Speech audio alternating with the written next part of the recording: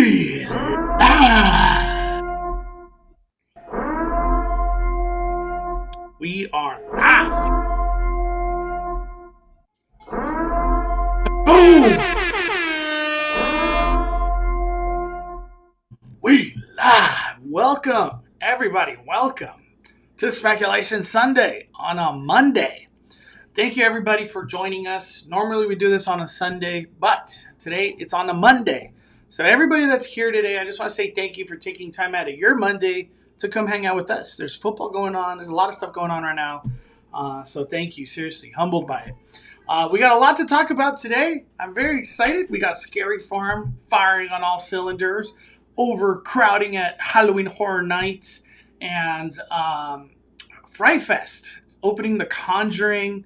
And one thing that I don't even know what to expect, there's a new show coming to Disneyland with the least hype I've ever heard of. But we got Just Ask Danny in the house. How you doing, Danny? I'm doing good. Scary Farm was great. Can't wait to talk about it. Heck yeah. And anything to expect from you this week or something you just uploaded? Just to let everybody know, Danny. Yeah, I had a chance to go to Scary Farm on opening night, same night as Mondo. I have a vlog and some tips too, because I can't do video without tips, right? And it's on my YouTube channel, Just Ask Danny, already. So I posted that over the weekend. So if you want to go check that out, give it some love, hit the likes. The scary videos and haunt stuff doesn't really do too well on my channel. Everyone likes Disneyland stuff, so it's a little bit of a diversion, but I love doing it. So, heck yeah! All right, everybody, let's go. Light up the chat. Could I get 5 fire emojis in the chat? I want to see the whole chat just lit with fire. Fire it up! Fire it up!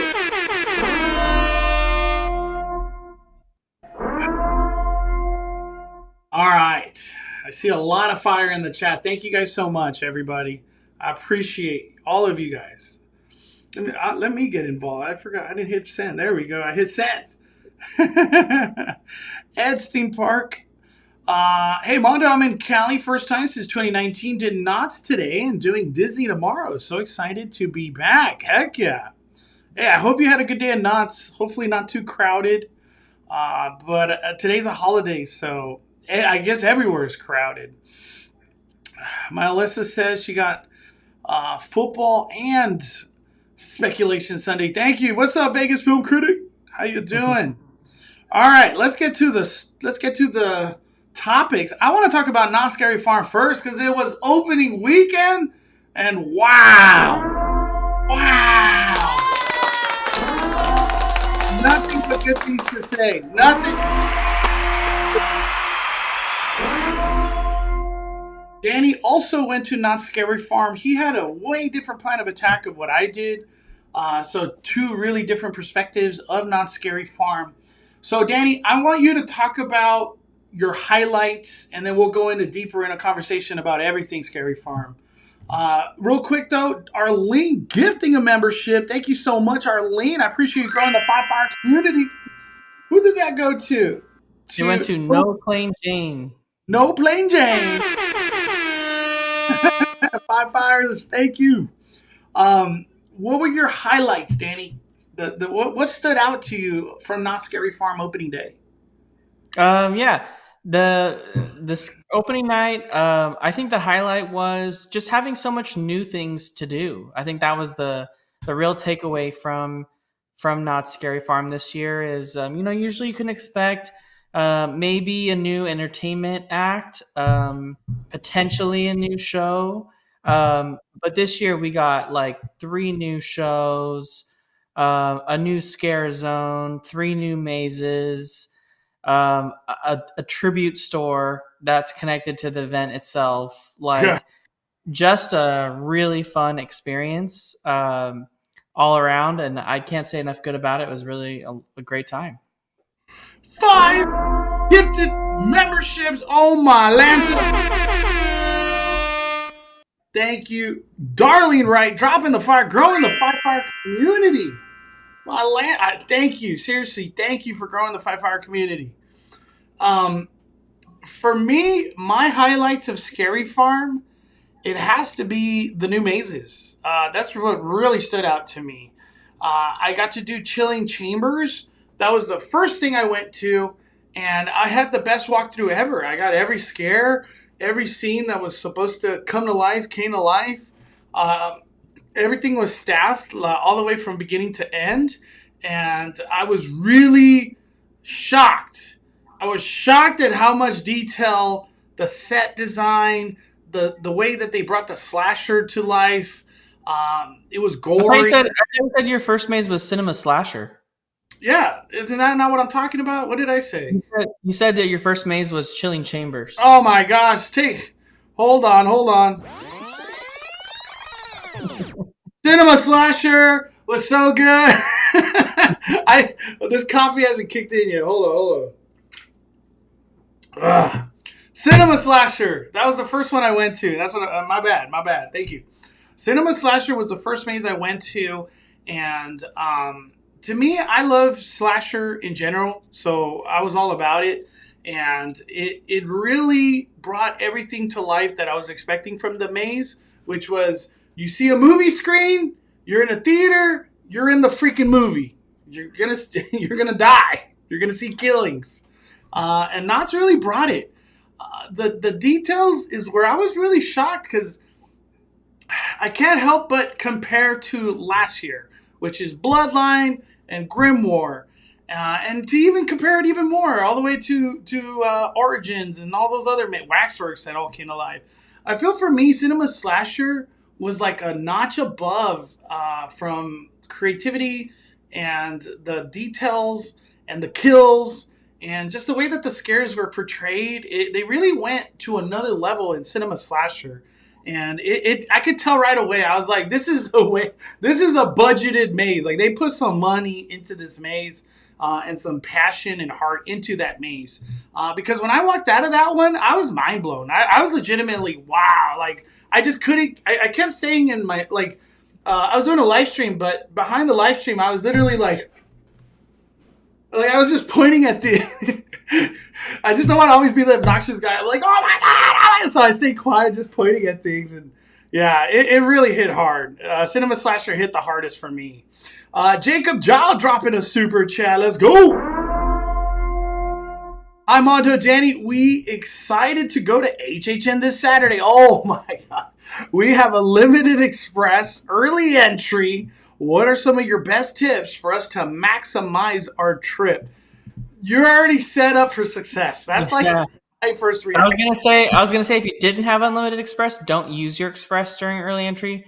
But you got unlimited express, so you can do it as much as you want. So take advantage of using your unlimited express. I'd probably try to hit The Last of Us the first thing you could do in early entry if it's open. If it's not open, go straight to Stranger Things, Exorcist, and then go to Holidays in Hell afterward.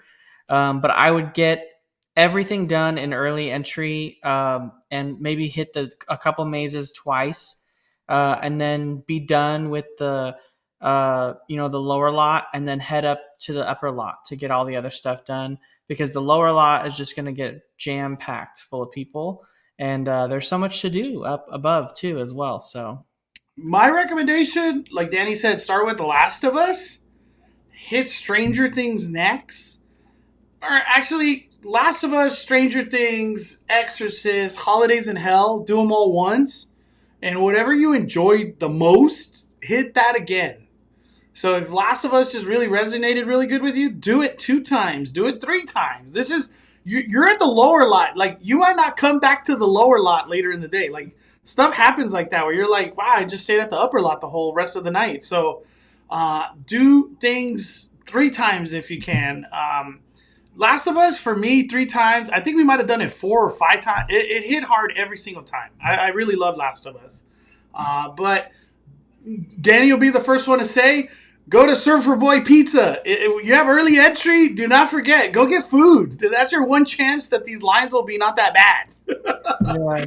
Oh, man. But have a wonderful day, Jacob Jaw. Show up at like 3 or 4, too. Just get there early. Don't even...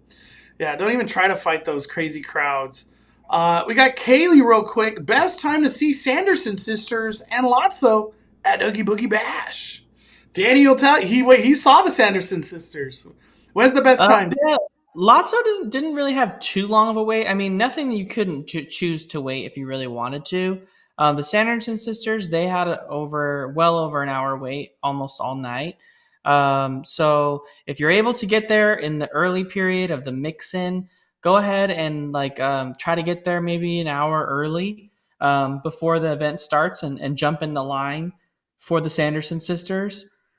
And then you'll probably end up waiting about an hour for the Sanderson sisters. So even though you've waited almost 2 hours, you've wasted no time of the actual event other than just that 1 hour because you're probably going to wait. And in all honesty, it'll probably be less too. So to try to do the Sanderson sisters thing first if you can. And during the early entry, try to get in that queue so you don't waste all of your time during the actual party. Are they still super popular? I see no coverage anymore of Oogie Boogie these days, so I have no idea. Yeah, it's so popular with people that haven't seen them. So a lot of people who wanted to see them this year that saw them last year, they want to make sure that can go this time around, or they saw a video with it last year and they wanted to go get a picture with them. So I hope Sanderson sisters become like a trick or treat trail instead of a meet and greet. It would be really cool to see them as a trick or treat trail, but like talking, like they would talk, say words. It'd be cool. Dalen pulled up to HHN at midnight on Sunday, did all the lower lot mazes in 2 hours. Hold on a second, Mondo. We were talking about Knott's Berry Farm. No, I don't. I just want to throw that out there because I feel like not everybody knows stuff like that. But no, Knott's Scary Farm Chilling Chambers was my highlight. My second highlight that really stood out to me about Knott's Scary Farm, and I feel like this is where Scary Farm really pulls from the groups of what haunt should I do? Da da da. The scare actors in scare zones are awesome at Knott's Scary Farm, and the fact that you have so much scare zone. This year, I felt like I was in a scare zone at all times, honestly, except Fiesta Village as being a ghost town. I really love the scare zones. That, to me, the one thing that I walked away from at Knott's Scary Farm was I can't wait to just watch the shows because I haven't done that yet, really, and hang out in the scare zones. Yes, I want to do houses and all that, but the scare zones, and one thing that Knott's is super in its own arena is that you could talk to the monsters in scare zones. It's so cool to have conversations with these scare actors that are in character. Did you go experience any of that, Danny? Did any of that type of experience happen to you? Oh yeah, for sure in the Gauntlet. Dude, the Gauntlet was so good. I can't wait to talk about that. But those are my two highlights. Cinema slasher and just having fun in scare zones. My gosh, I'm a scare zone type of person. Our Knott's Adventure, Mondo, Danny, did either of you see the march in the Gauntlet? We missed it. Definitely going to try to catch it this week. I did. I didn't see the slider show. I don't know times. I hope you get times, our Knott's Adventure. I'll repost it for sure. All right, Danny, let's talk about scare zones. What did you think about the Gauntlet? That was the new big thing that came to Knott's Scary Farm. It's a returning scare zone, but to me, it was brand new. I've never done it. Yeah. I thought it was great. It had a lot to live up to. I really enjoyed the Hollow every time we've had it. I felt like the biggest draw to the Hollow, and Mondo will say this, he'll be the first person to say this, was that, if you have a Scary Farm pass and you're going regularly, or maybe you're just not the kind of person that wants to walk around in the mazes, but you still want to be there and enjoy. One of the coolest things about the Hollow Scare Zone was that you could just post up off to the side in the fog and just watch people get scared like crazy. And Mondo had the best time doing that before. And I feel like this maze was the same way. There was so many people getting scared towards that back half of Camp Snoopy, where the Ferris wheel is and the candy store. You could have just sat there and watched people get scared all night. So it was really cool. They were doing a little bit of a march thing when we got there. I don't know if it was the official march, but they were kind of all together. And then all the sliders were just sliding everywhere. Uh, so I thought that was cool because I don't remember sliders in the Hollow, and that was a really fun part. So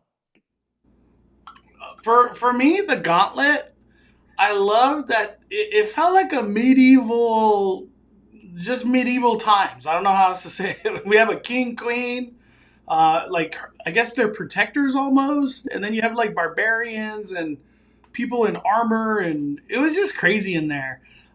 I don't know when the show, or I guess the march is what they're calling it, and then the slider show. I don't know those times. So if anybody has those times, can you post it in the comments? But I really enjoyed the personalities that were in the Gauntlet. They were a lot of fun, and the fact, like Danny said, the sliders.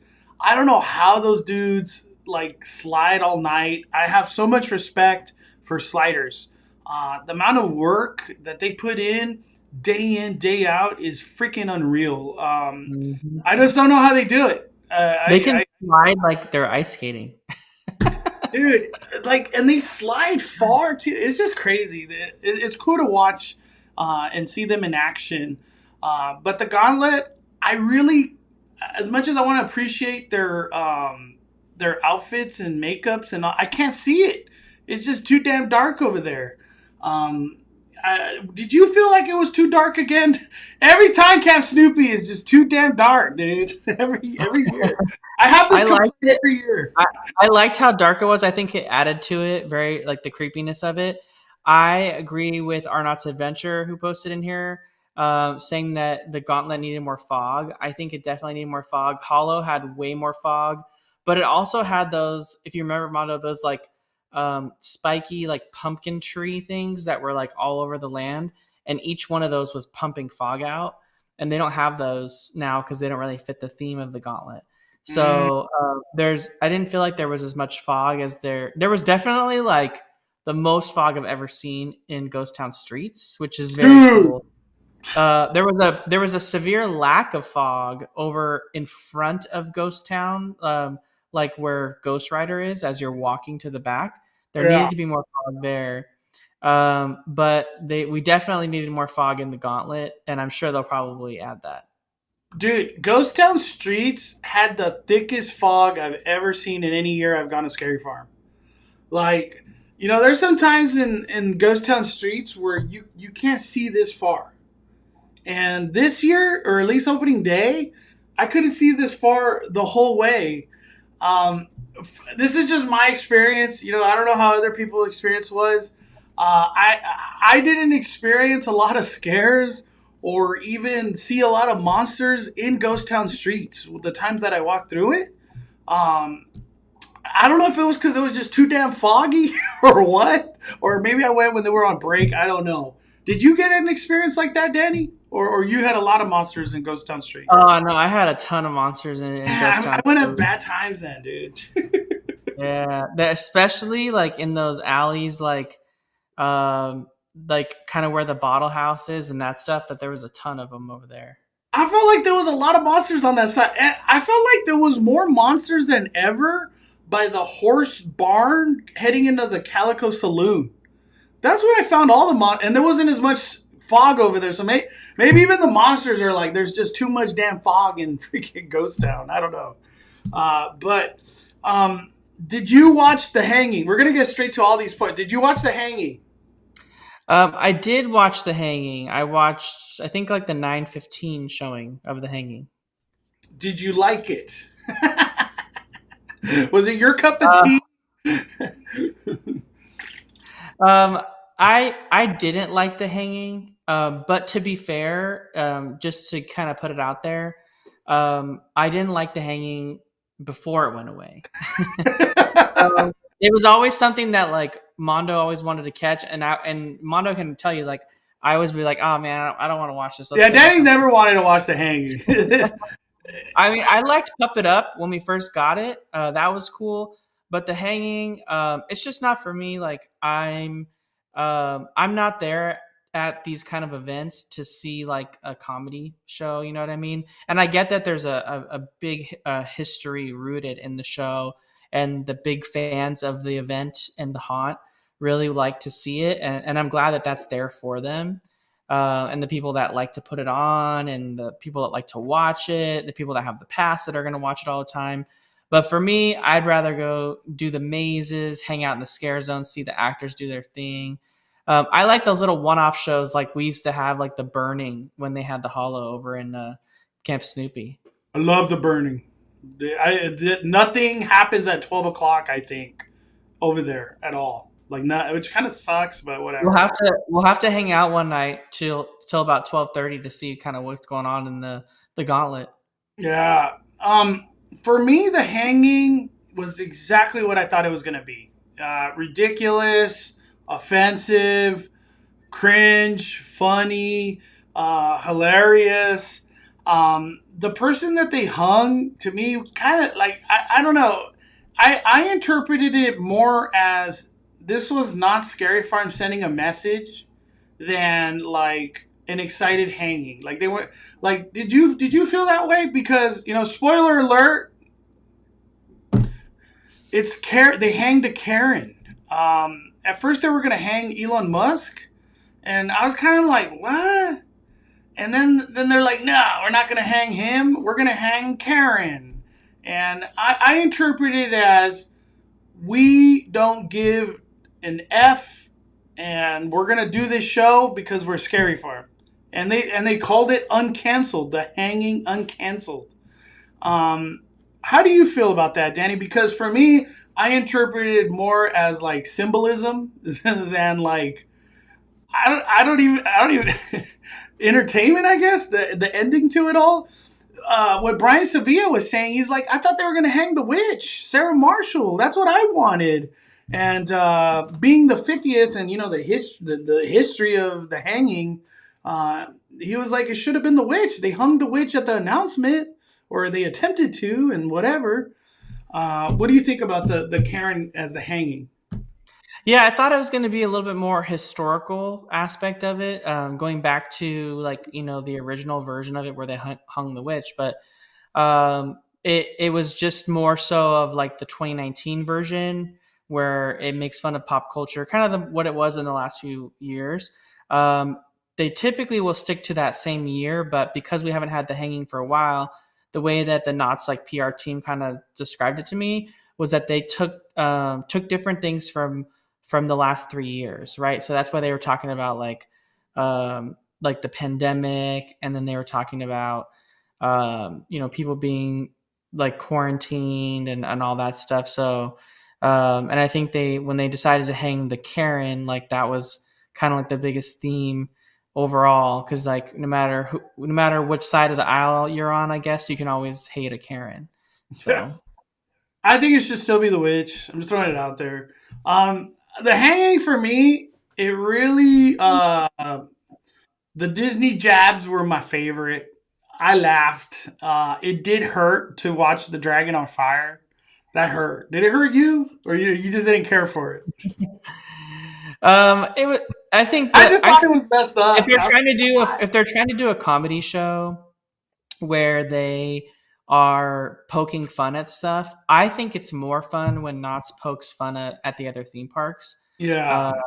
They when they were poking fun at Disney, the stuff they were poking fun on about Mario is kind of weird.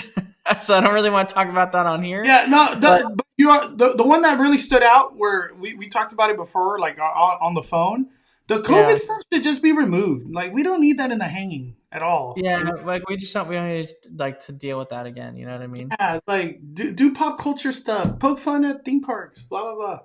All right, that's it for the hanging. I enjoyed it. I'll watch it like one more time throughout my run. But I'm glad it's back. For the time that I went, it was a jam-packed audience. Was it packed for you too when you went? It was packed. And if you want to watch this show, when you're first entering Knott's Scary Farm, it's the theater literally straight ahead. And the way that you get to it is the right-hand side when you first walk in, and you're heading straight as if you're going to go ride Silver Bullet, that roller coaster that's literally right in front of you right when you walk in.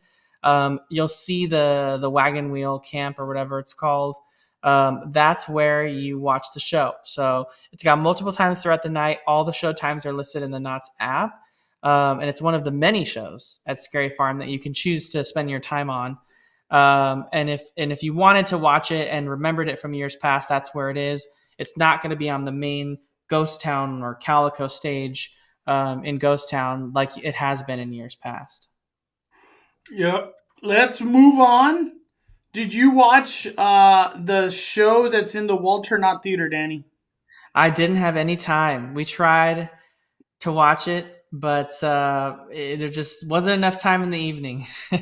I didn't watch it either. I have a Scary Farm pass. I'll be back. The consensus that I'm hearing, and shout out to our Knott's Adventure here on Instagram, follow her. Everybody loved it. I didn't even hear one complaint or anything of people saying like I didn't like it or it just didn't hit the mark or not. I didn't hear nothing like that. It was everybody. I felt like this show. All I kept hearing was that it was random, but it worked. That's all I kept hearing. I was like, okay, I guess I have to watch it. For Room 13, what were your thoughts, Danny? Room 13. Yeah, Room 13. That's one of the new mazes this year. For those that don't know, it's in Memory Lane, like Charleston Circle area, underneath the Berry Tales attraction, half in the arcade, half in a backstage area. I don't even know where they put that maze because it seems like infinitely long. But I really liked Room 13. That was my favorite maze of the evening, easily. That was my first maze of the night. I had a really great walkthrough. I think someone mentioned it earlier in here. The music was really creepy. I agree with that. Knott's tends to do some really cool visual effects too every once in a while in their mazes. And this one had a really cool, like, you're up on like the second story of a building effect. And, when you're just kind of walking through the maze, looking at it out of the corner of your eye or just looking over to your left at it, it's a very convincing effect. Obviously, when you sit there and just stare at it, it breaks down. But I think it's just like for the purpose of walking through the maze, it definitely sets the tone.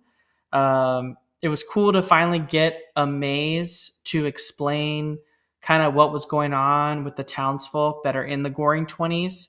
It's something that I wish they would do for Forsaken Lake, right? I want them to have a Forsaken Lake maze that explains, their place in it all. And I was thinking maybe that's what we were going to get over there in where the Chilling Chambers is, but we didn't get that.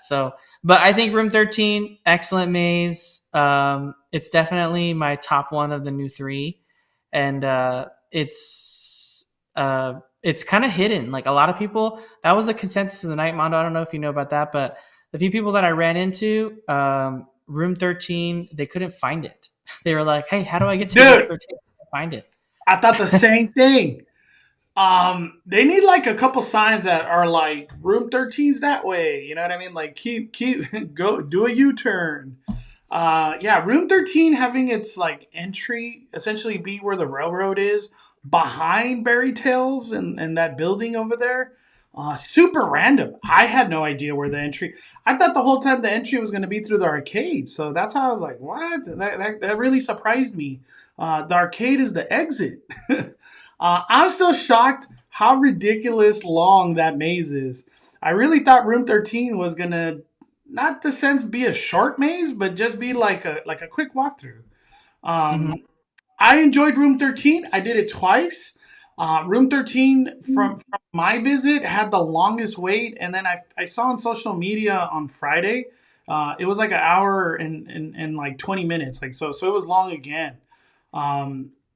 Room 13, I loved how it portrayed a story, involving Devil's Elixir, and essentially, I guess at the end of the day, we saw where the Devil Elixir comes from, like the actual, it's just some demon fountain thing. I almost feel like they should have done a short video really going over Devil's Elixir. I'm enamored by the story and everything about it. The only thing that I will say, the Devil Elixir, when you buy it to drink yourself as an alcoholic beverage, it's not even green. And it's $22. Mondo, tell me if I'm wrong here, but when you're in the maze, the Devil's Elixir, it's like glowing green. When the people are holding it in cups, it's like Glowing glowing green. green in the bar. Like, how hard would it have been to like throw in a glowing green glow cube for the Okay, so for that the you're cost exactly of $22? That's a pretty so. pricey drink. And the drink at Disneyland that does glow green and does have a bottle in it that's green, which would have been the perfect thing to put in that, is $24, and it includes the glow cube. So they could have charged $2 more and just put in the glow cube.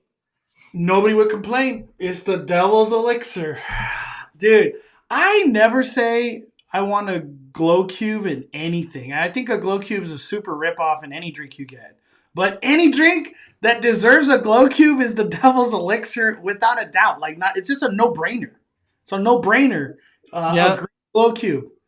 And imagine, or God, I could have like a 10-minute conversation on this devil elixir. I'm just I gonna throw tried it it. out there. I tried So it. What did you think of it, Mondo? What'd you think? let's talk about it. The drink was one fire. $22 to me was a hell of expensive for the fact that I got it in a red cup and it wasn't green. The other thing, it was super inaccessible. Right outside of Prop Shop Pizzeria, I guess they sold out of it. It's just a mixed drink that they pour out of. They don't actually mix it for you. It's already done. It's a pre-mixed drink is what I'm trying to say. We had to go inside Prop Shop Pizzeria, and then in there you get it.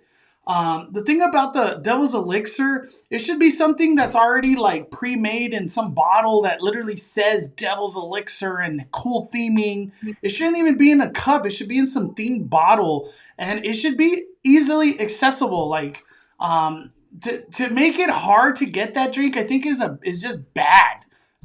Because the Goring 20s is honestly becoming like a fan favorite. You got people dancing out there, having a fun and just like wild night with all the scare actors. People really get into character, like interacting with the characters. So Goring 20s, it would be fun to just have the drinks, like people drinking Devil's Elixir while interacting with people with the Devil's Elixir is what I'm trying to say. I don't know. Everything about the Devil Elixir and the way Knott's Berry Farm has executed that drink and making it come to life, I think it's just bad. I can't help but say that. That's like me saying it the nicest way possible. For me, where they like where that newsstand is, that should just be Devil's Elixir stand. That's the only thing they sell right there, in my opinion. But Goring 20s, I guess talk about that scare zone. I can't believe the love that people have for the Goring 20s scare zone. Did you see those type of interactions where you're just like, wow, people really love this scare zone? Did you see that? I didn't see it, but I know people really enjoy it. It definitely feels like the most alive, kind of going towards what you were talking about before, where the actors interact with you and like have conversations and stuff. There's nowhere else that happens more than in that scare zone, because they want to tell the story, they want to live the story that they're in, and with the maze now they totally can as well too. So it's pretty cool how they are like kind of bringing that whole space, which isn't really all that big of a space, to such a cool like environment and living area. Yeah, that Goring 20 scare zone makes an area that would be nothing into something. Those actors in there are top notch. And that goes to say what I was saying earlier about talking to characters. The Goring 20s is all about talking to characters. It's Ghost Town Alive, but Scary Farm. And it really is shining bright and a fire experience. I really love. And then when the dancing with the music, the live music, Yeah. it's just so good. They do a really good job. I got nothing but good things to say about Goring 20s. And I was always skeptical about it back in the day, but no, it works, man. Usagi. Mondo, I have a question. I bought the buffet for Sunday on the second week in October. Do you think we'll be able to hit a lot of mazes? Possibly all of them. Or is that just wishful thinking? You will be able to hit all the mazes. Buffet, you could probably Well, do those mazes 3 times. it depends how much buffet they have, though. That's the problem. So let's talk about buffet real quick, Danny. Um, from what I saw visually and what I heard on social media on opening day, buffet was like a nightmare. Like it was hard to get in your time slot. Like be inside dining. Say my thing was at 5:30.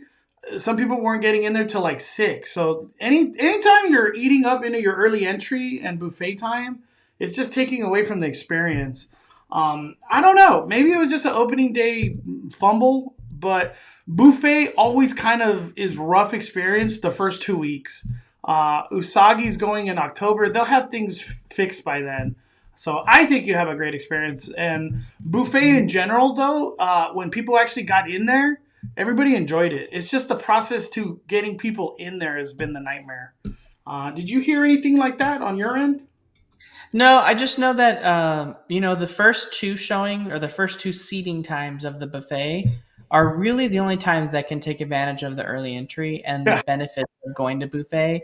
Other than that, you're just enjoying an early, relaxing start to Not Scary Farm, and then bypassing the craziness of the wait at the opening ceremony. But unless you're seated at 5 o'clock or 5:30, I think it is.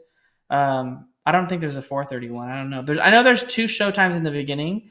Unless you're seated at any of those, it's not gonna really benefit you because you don't get that early hour access to the mazes before the event starts at 7, and you don't.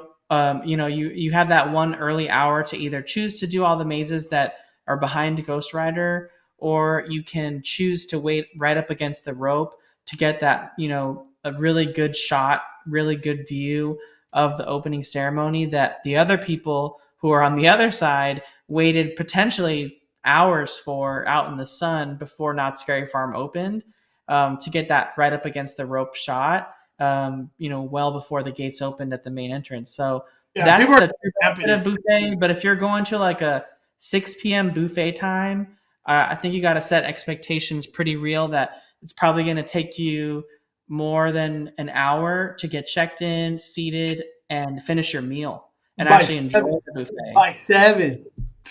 Yeah. So Don't even do a 6 p.m. Try a different day. If you pretty much get whatever the earliest is in 5, like that's where you want to be. You want to be in the 5 yeah, p.m. you want to be in the 5 so you have enough time to eat, get checked in, eat, and leave to still enjoy the early access. Yeah, Abraham's asking about the 4 mazes. They're empty. You could walk those mazes, no problem, no problem. I will say one thing about buffet, and it really shines. And this is like a hidden gem in the Scary Farm world. I don't know if anybody's talking about it. I talked about it last year. I don't know who I did buffet with last year, but the buffet people are the only ones that get like a second opening ceremony or opening ceremony, and it's the one that like at the exit of Ghost Rider to go into the back area. I'm gonna call it the back lot. To go into the back lot of Scary Farm, there's like a ceremony there, and that ceremony is badass because all the scare zones are just filled in there. So you get monsters from Goring 20s, the carnivals. You get freaking Gauntlet. It's just like you're just in this buffet of monsters, and I love that experience. To me, the buffet, that's where I was like, this is cool. Like it's just an experience that only you're gonna get, and I thought that was really cool. The early entry obviously is amazing, but at the same time, that opening ceremony over there, and then you get an opening ceremony on the right side. I thought it was really good. I thought it was really good. Mhm. Yeah, just Um, to clarify for people in the chat asking about early entry, I think the early access to the mazes is at 6:30, but we saw people from the buffet lining up just after 6, to watch the opening ceremony because that's towards the front. That's not towards the back. So some people chose to use their whole early entry time to sit at the rope and get that really good spot of the ceremony. And then some people went to the back to wait for the mazes to open at 6:30. And then someone else clarified saying that there's a 4:30 time slot. So that's that's the earliest you can do on the weekends, anyways. okay, okay. Super chat. Kawhi Nancy, love all the Halloween content. Thanks, Mondo. Appreciate you. Pop fires, Kawhi Nancy. Heck yeah. Danny, what did you think about the opening ceremony? What are your thoughts? We got the witch above our heads behind us. And then in Ghost Town Streets, the monsters. That was a little trickaroo action going on there. You know what I mean? Yeah, it was great.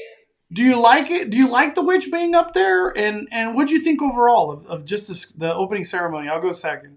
Yeah, I loved how she kind of popped up there and kind of gave a new dimension to it all. It was a nice surprise for everyone that kind of was stuck back there waiting. So they got like a different up close view than we would have got if she was on a stage or somewhere else. It kind of would have been cooler if she was on top of one of the buildings in Ghost Town Streets, directing your attention that way. Pioneer Mercantile, the one that's right next to Ghost Town Street, right there on the right. Any of those would have been cool. Right here on the right side, right there. Yeah, that would have been cool. But I thought it was a really well done opening ceremony, and a great way to kick off the event. Yeah, I really enjoyed the ceremony, just because, it's going to be cool no matter what. You got monsters coming out of fog in Ghost Town Streets. It's going to be badass. The spiel that the witch is saying, I didn't even retain one sentence from her. I don't even know what she was talking about. It's just hard to really focus on what she's saying. So, to me, like the storytelling of the opening ceremony, I caught none of it. So I have no clue, dude. I literally retained zero of it. Did you know what she was talking about? We just got a witch on the roof. And then I was like, should I keep recording her? And eventually I was like, no, I'm here for the monsters. I was like, that's why I kept the camera like straight ahead. Like, was there an explosion because I heard something happen up there. I don't even know, Danny. Did you look at the witch at the end of it all? It did. It exploded with the fireworks, but I missed it on camera. Fireworks.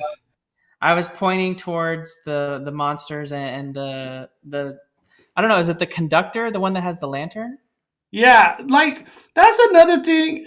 I'm obviously nitpicking here, but first they were like Sarah Marshall's everything, and then they're like the conductor's like the key to all of this, and putting it all together and entering dimension, and then they're like, forget that. The Grimoire book. We care about the Grimoire book. There's just, I don't know. All this lore, it's gone everywhere, honestly. But yeah, she's cursing the town for 50 more years. Okay. I don't know. I could have never told you that. Even when I posted this video, I still was like, I don't even know what she's saying. But yeah, opening ceremony is still badass. Monsters running at you. Can't beat it. Chilling Chambers, Danny. What were your thoughts on the Chilling Chambers?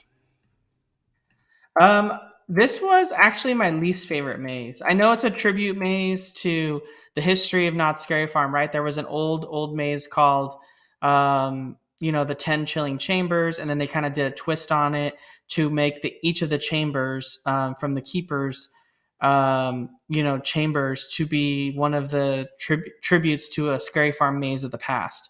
And I think the concept was really cool. Like you walk through a keyhole, right, into each chamber. And then it revealed that it was a different maze. And plus they hid little details all over the maze, in the morgue and like tombstones, like different names of mazes in the years they were alive, right? Like different years within the different mazes themselves. I thought the doll factory part was the coolest. I never experienced or understood carnivorous clowns. So like that part didn't really get me. I remember going to like some of the early Scary Farms that I went to. I remember Killer Clown College. That was a Scare Zone maze that I remember, but I didn't remember the carnivorous clown. So that one was different. And the Chupacabra part, like I didn't like. I guess it's just because those I wasn't around for those. They didn't really resonate to me. And overall, I just felt like execution wise, even though it probably received the biggest budget, right? Because it was the 50th maze. It had a really spectacular like opening area. The entry into it with like the kind of like the courtyard into it was pretty cool. But I just felt like I enjoyed myself more in the other two than that one. Yeah, for me, Chilling Chambers was a lot of fun. You really feel like you're going through 10 mazes, I guess. You get a little bit of everything. It's like a buffet of haunts. I'm with you, Danny. A lot of stuff for me didn't resonate. Like, I didn't walk through there like, that's that one maze, and oh my god, look at that Easter egg. I have no clue what I walked through. I walked through a guy eating poop, eating elephant poop. That's what I walked through. Chilling Chambers. did that? You Did were the like, don't eat that, don't eat that. Yeah, I was like, don't eat that. What do you do? I don't know. You tell me what maze that was from back in the day. I have no freaking clue. I'm still shocked that like Knott's. I don't even know how they did that. Like we need a scare actor. You're gonna be in a circus and you're gonna eat poop. That's your job. And so shout out to whoever those actors are. Crazy ass job. That's a crazy ass job. I would have been like, can I be put in a scare zone? Come on. But Chilling Chambers, I thought it was a lot of fun. I really enjoyed the sets. I have to say, Chilling Chambers probably the least scariest out of the new mazes. Do you feel that way? Yeah, I agree, and I feel like someone that like if you're listening to this live stream, right, and you're trying to plan a trip to Not Scary Farm, you've got so many great mazes to choose from, and if your time is limited, you don't have fast lane, you need to choose how to spend your time. If this maze has just this ridiculous wait of like well over an hour, maybe 2 hours, which it can get, right? Because the fans really want to experience it. I say skip the maze. If the history of Scary Farm is not that important to you, and you don't have any affinity towards seeing Doll Factory or like any of the other old mazes that you want to experience again, like there's so many other mazes in Scary Farm that'll have lesser weights, like Bloodline and all these other things that you can experience and have a really great time in, and don't have to wait the hours and hours just to see it because it's new. You could skip this one unless you're a fan that goes every single year. It's definitely not a can't miss one, right? You want to see kind of what the 50th tribute's all about. But I didn't feel like if I skipped that one, I would have missed anything. It was just like you said, it was probably the least Danny, I scariest. feel like for the creative teams, they're probably like, oh, but this is the one to not miss. It's the 50th. Well, it is. I If you're feel a fan of the event and like you've been to so many of them in the past, it's the one to not miss for sure. But if you're just a casual goer who might be listening to this podcast, this live stream, and you're just trying to figure out the best way to do Scary Farm, I wouldn't waste like an hour and a half in that line. No. I say do do all three new houses no matter what. That's If what you I can fit it come in, on, yeah. come If you on, can fit it in. come on. Um, Chilling Chambers to me, um, being like a mesh of everything. I think it worked. I just wish it was scarier. The scares are just not there. It's only 50 years of Scary Farm, Danny. But Cinema Slasher delivered in every bit of everything I Oh wanted. I man, got it all in there. Cinema Slasher was such a great maze. The execution of, like you said, of being in a movie theater, walking into the screen, and then being in the actual movie that's playing on screen Awesome. is such a cool concept. And then the whole entry, like going through the movie theater and like being in the concession stand, like that was cool. Like just like honestly, the best use of that space, in my opinion, for like the transition from Dark Ride to that. Danny, are the lanterns worth getting? Let's talk about it. Man, so much Scary Farm talk. 100%. Are they worth getting? Is a lantern worth getting? Did you do anything cool with it? What? Because you actually did some stuff. Yeah, I saw Arnott's adventure post in here a little bit earlier. I kind of thought it was cool because it was like lighting the way, right? It was like lighting the way. Love You could that. Yeah, I had a really cool interaction with mine. There was so many cool interactions you could do. And I didn't make it a point to like look at the different lantern interaction, like things that were listed. I just wanted to happen upon them. That's kind of how I went with it. And I happened upon one in the boardwalk area, the clown space. I forgot. Why am I forgetting the name of that scare zone now? Carnival. Carnival, yeah, I was in Carnival. There was one there that was really fun. Just the fact that it changed colors and had like lighting effects in mazes. I didn't get to experience the Jaguar one. That was really cool. But I thought the one outside Grimoire next to Mystery Lodge, that was way cool.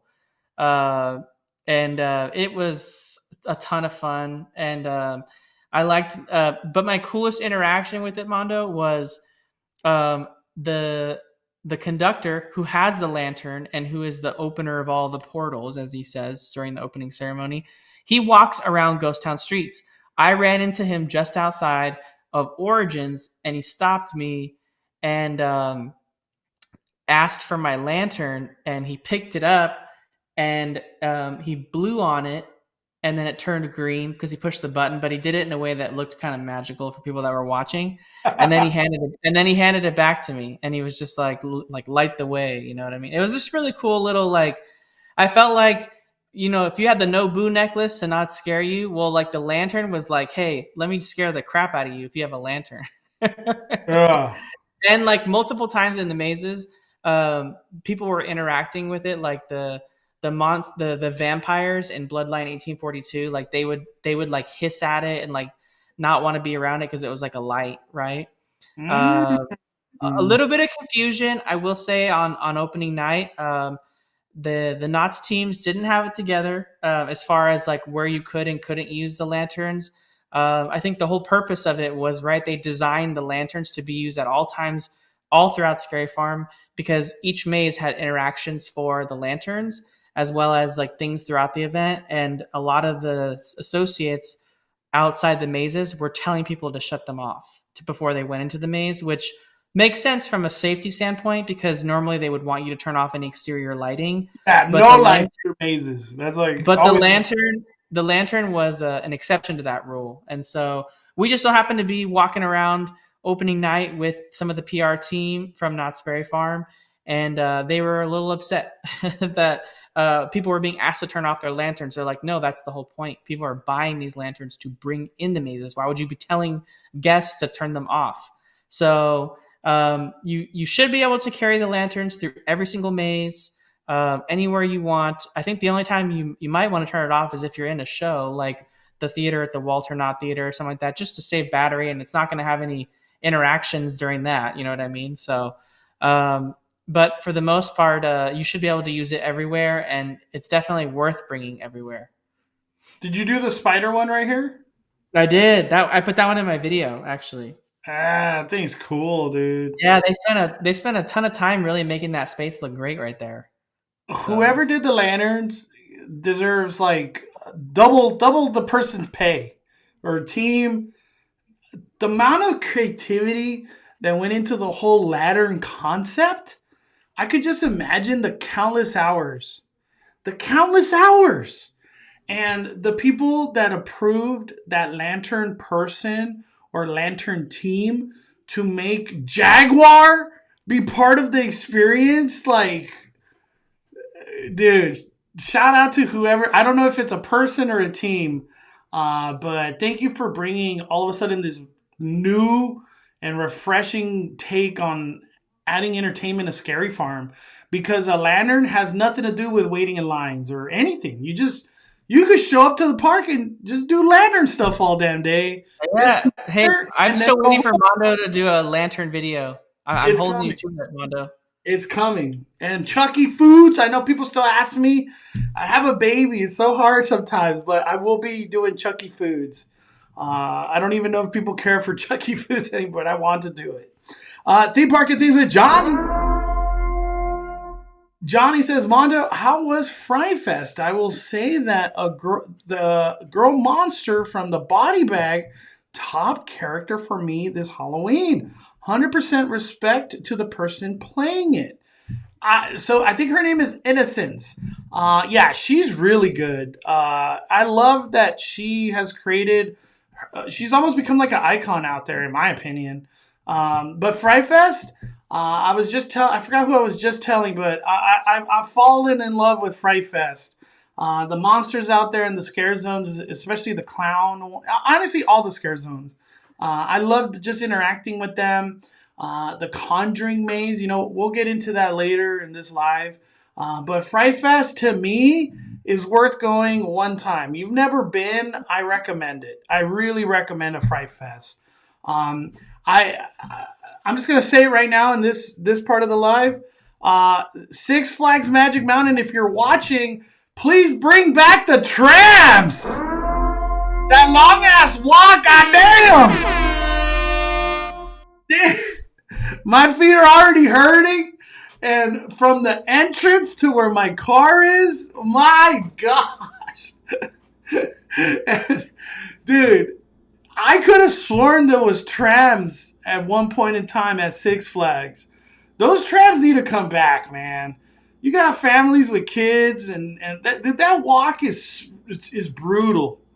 Dude, it's just brutal. I don't know if trams are even a thought for Six Flags, but bring back the tram. That's the chant was at Epcot and whatever other park over there in Walt Disney World to bring back the tram. We need the trams to come back to freaking Six Flags.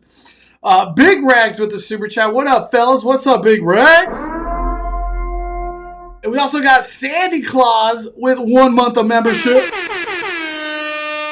I have had a blast at HHN with the RIP experience, Not Scary Farm opening weekend, and now on to the last Halloween event at Fright Fest this weekend. Wow. I don't know if Psy-X is opening this weekend or when it opens. I have no clue, but you're going to have a great time, Sandy Claus. I super, super recommend you get the Express, which is front of the line at Fright Fest. It was worth every dollar. And The Conjuring had 2.5 to 3 hour wait in standby. I did go on Saturday. I went on Saturday. But I have a feeling Conjuring, everybody's just going to be rushing to that one. It's the new shiny toy at Fright Fest. So even with Express, it was still 30 minutes. So, yeah, go straight to that, Sandy Claus. Watch the opening ceremony and then go straight to that one. Why the Hufflepuff shirt? Because it was 50% off, baby. Whenever they had that 50% off store. A lot of people are asking in the chat like about the lantern. What is the lantern? What's the concept?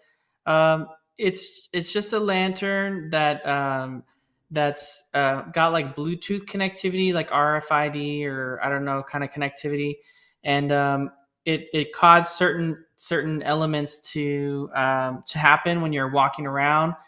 Some people in here were asking, does it need to be in certain colors during the different scare zones?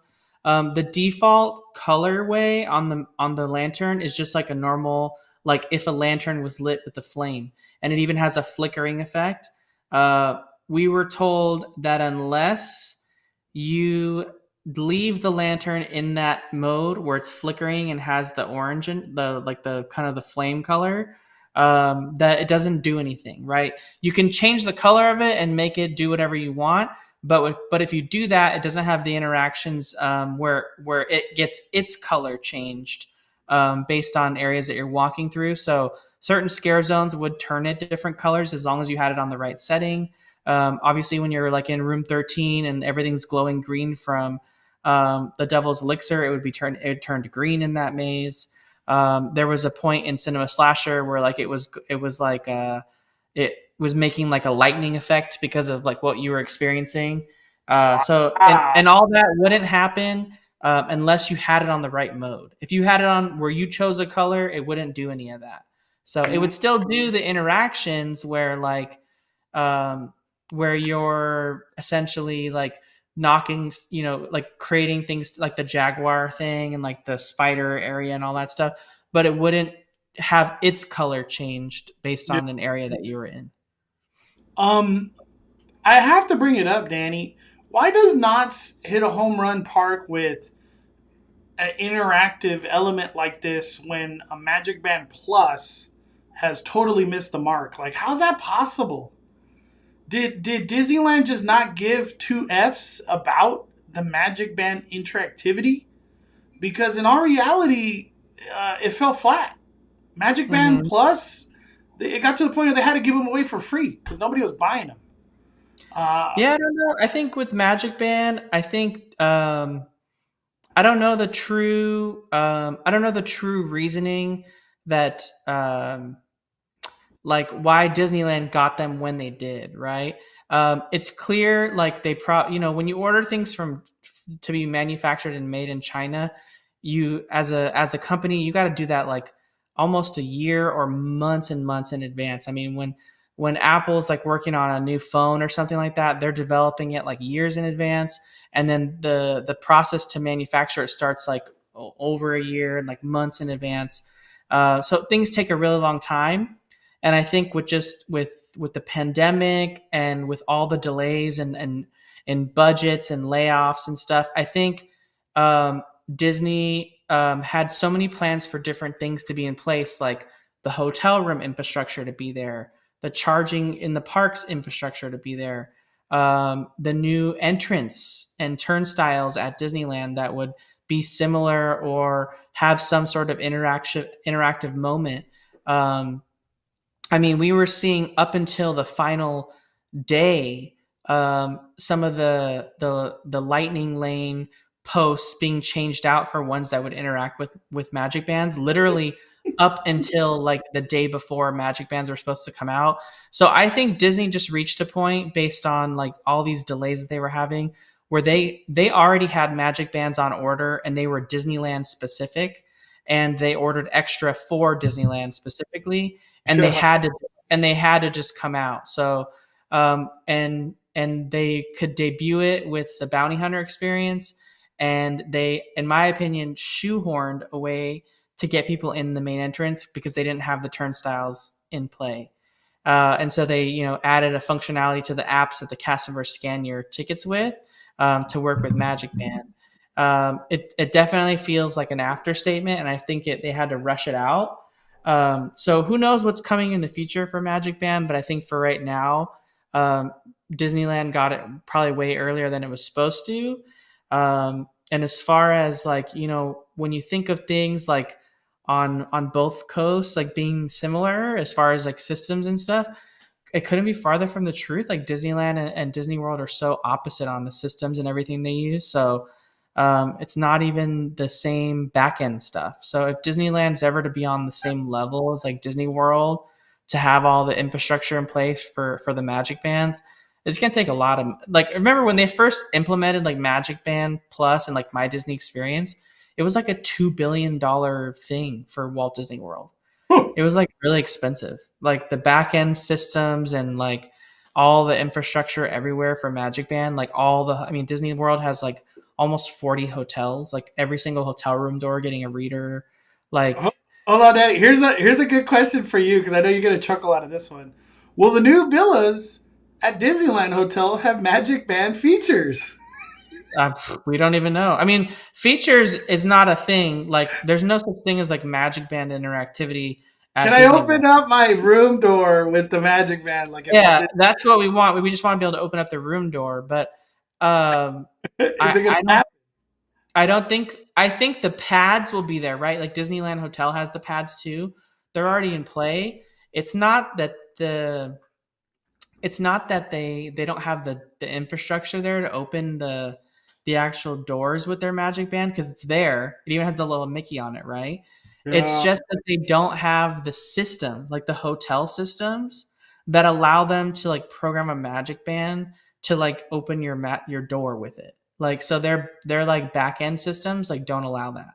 So it's not Mm. that they don't have the readers, right? Because the room keys are like little just credit cards like with tap to pay, right? And you just like tap Yeah. the, so it's the same functionality as the Magic Band, but for whatever reason, they don't have the. So until they can invest in that and like redo, like I don't know the cost behind like redoing all of the hotels like back end systems. You know what I mean?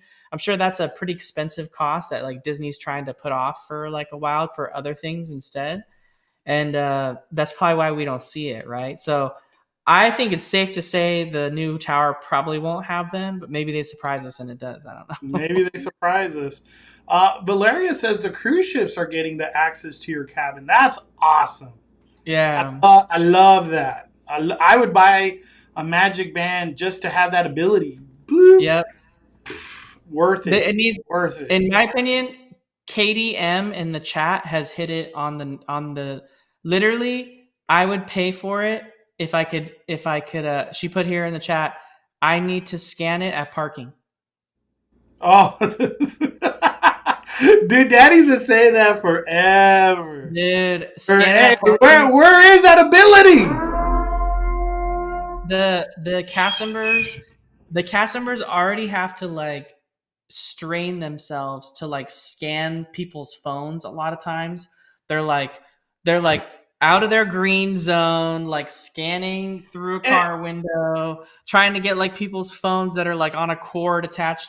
And if someone just had a magic band, they can just stick their hand out the window and then the cast member can just go like bleep. No, it should be like a pole that has a reader and you just put your wrist to it. Bloop. All right. Mondo, if they had a pole with a reader, that would take 1 week for a car to knock it over. That wouldn't work. Just do it like the way Disney World does it, where we can't have nice things. And they just go like that at Disney World. You stick your hand out the window, they stick their thingy on it, and then they go, "All right, Danny, thank you. Have a magical day." And then you drive. At Walt Disney World, when I show them my phone, they go, they don't even care to scan your phone. They're like, whatever. Obviously, a magic band's different, but every time I've stuck out my phone with the pass, they're just like, "Come on, because they're trying to get the crowds through." I don't know if that.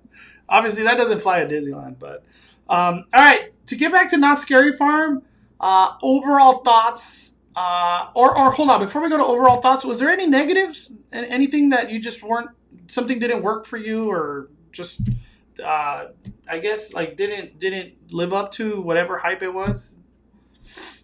No, I mean I want to be clear that I didn't like dislike Chilling Chambers. I just said of the 3 new mazes, it was the one I liked the least of the 3, right? They were all great new mazes. Spent a ton of money on all the mazes. There's my only complaint, and this is an easy fix. My only complaint the whole night.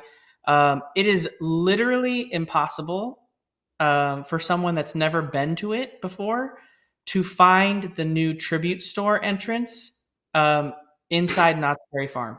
It's super easy to find outside of Knott's Berry Farm because during the day the stores open on the outside from the marketplace, like their little mini like shopping village downtown Disney outside the park.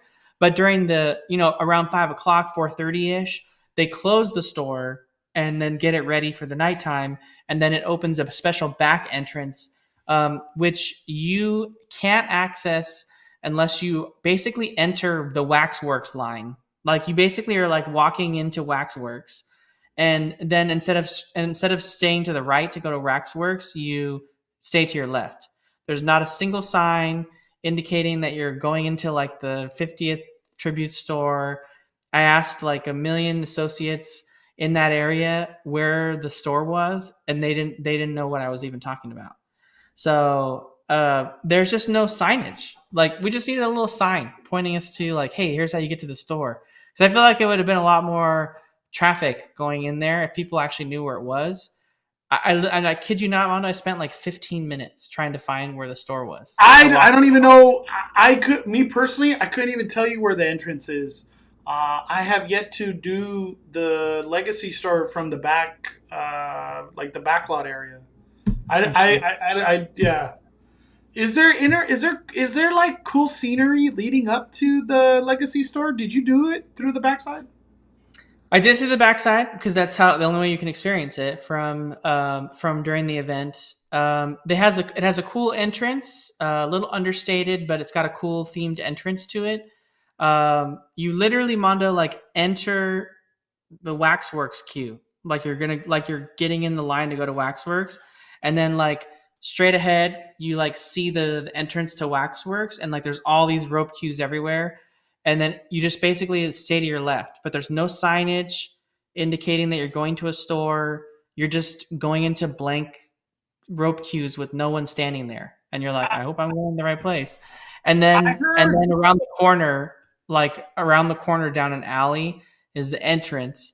The cool part is leaving this tribute store, because that little artwork that you saw with like the spider webs and stuff, that's the theme element when you're leaving the store going back to Scary Farm.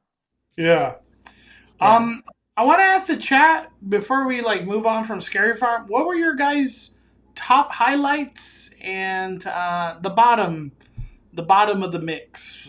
So what was everybody's top? What was everybody's low? I was gonna say somebody told me, I could be completely wrong, that they were supposed to have Waxworks actually exit into the Legacy store. So you actually have the opportunity to go to the Legacy store, or you have the chance to just exit the maze. I was like, that's kind of a crazy ass thought I to mean, have. that's true, and how it's set up, because again, you literally go into the Waxworks queue, and if you remember, Mondo, from years past, remember when you're exiting Waxworks, it actually crosses through the queue for Waxworks. Remember, they have to have the associates there to like pause the line if it's long enough, so that Yeah, the people can exit the maze, and then they let them cross through again. yeah, So it makes sense, because you could literally turn right yeah, out, you get out of and the maze, and then you're in the store. yeah, and I was like, that's a crazy thought because I've never seen a haunted house kind of Disney you where you're like you have to go through a store to get out. You know how like Star Tours or Mm. Buzz Lightyear, where you exit through a store. You know what I mean? I was like, that's kind of a good concept to sell merch. Are So they we got. enforcing? What were you gonna say, Danny? I just say we got people in the chat. Top cinema slasher, bottom elephant room and chilling chambers, bottom elephant poop room, cinema slasher, and someone said the bottom was room 13 for them. Top was lanterns, drinks was the low point for them. Mm, Uh, damn. so a lot of people like cinema slasher. That's like the common theme. Uh, Thursday, room 13 was separate, or Fastlane was separate. Sunday, room 13, Fastlane was merged with General. How's that even make sense? What? What the Yeah, heck? it was the first time we walked into cinema or room 13's maze. It didn't seem like they really knew what was going on. Like there was literally 10 feet of rope queue for the lightning lane or whatever, the fast lane for room 13, and then it just merged with the general lane. And then we were like, what's happening here? And she's like, I don't know. We're trying to figure it out. And so we just merged with the regular line. And then all of a sudden they told us, if you have a fast lane bracelet, get out of the line and start walking up the left. So we started walking up the left. Yeah, that's what we said too when we did Express. It was kind of like there's no cutting of lines. It's anybody that was in General could just be like, "Well, I'll just hop on this line," and nobody would know. Sandy Claus says, "Was the Knott's 50th neon green and purple sweater a concept? I saw it nowhere in the park, and the workers said they never received that item. Only the T-shirt of that design. I didn't see it either." Um, I have to say this because I've heard it from like 20 people. The 50th, where it's like the big green 50th for a shirt. Why is it in the front? Put that on the back. Nobody wants that symbol thing on the front. Everybody wants it on the back. Do you feel that way, or are we all tripping? Yeah, I would have liked to have a shirt that had like the little 50th logo on the breast, A and little then one? the big one on the back side would have been cool. I Easy. ended up getting. the one of the glow in the dark shirts, like the one that has the pumpkins on it. I always like the ones that feature the pumpkins from Ghost Town stage right there next to Yeah. Calico. So I got that one, and then I got a Room 13 mage because I liked Room 13. So of the three new mazes, it was the shirt I wanted, but the Cinema Slasher shirt was pretty good. I'm pretty sure Mata's gonna get that one. Yeah. I have to talk about the bottoms of like the list in regards to the mazes. Bloodline. I don't know what's going on in there. I don't know what's going. The whole taking away of the guns, to me, it made it worse. I regretted ever saying take away the guns from Bloodline, because when you're walking through there, all you think about is you should have the guns, because I don't know. Bloodline, to me, it was the lowest of the pack for the mazes I did. And I have to throw this out there too. The one maze that I could just not even care to walk through was Dark Entities. And everybody said Dark Entities hit hard. So I was like, what? And Not Scary Farm does this when it's the last year of a certain maze. They just staff it like ridiculous. So, and it always makes me think, why didn't you guys staff it every year you brought this maze? But did you go through Bloodline or Dark Entities, Danny? Didn't go through Dark Entities because I thought I could skip it.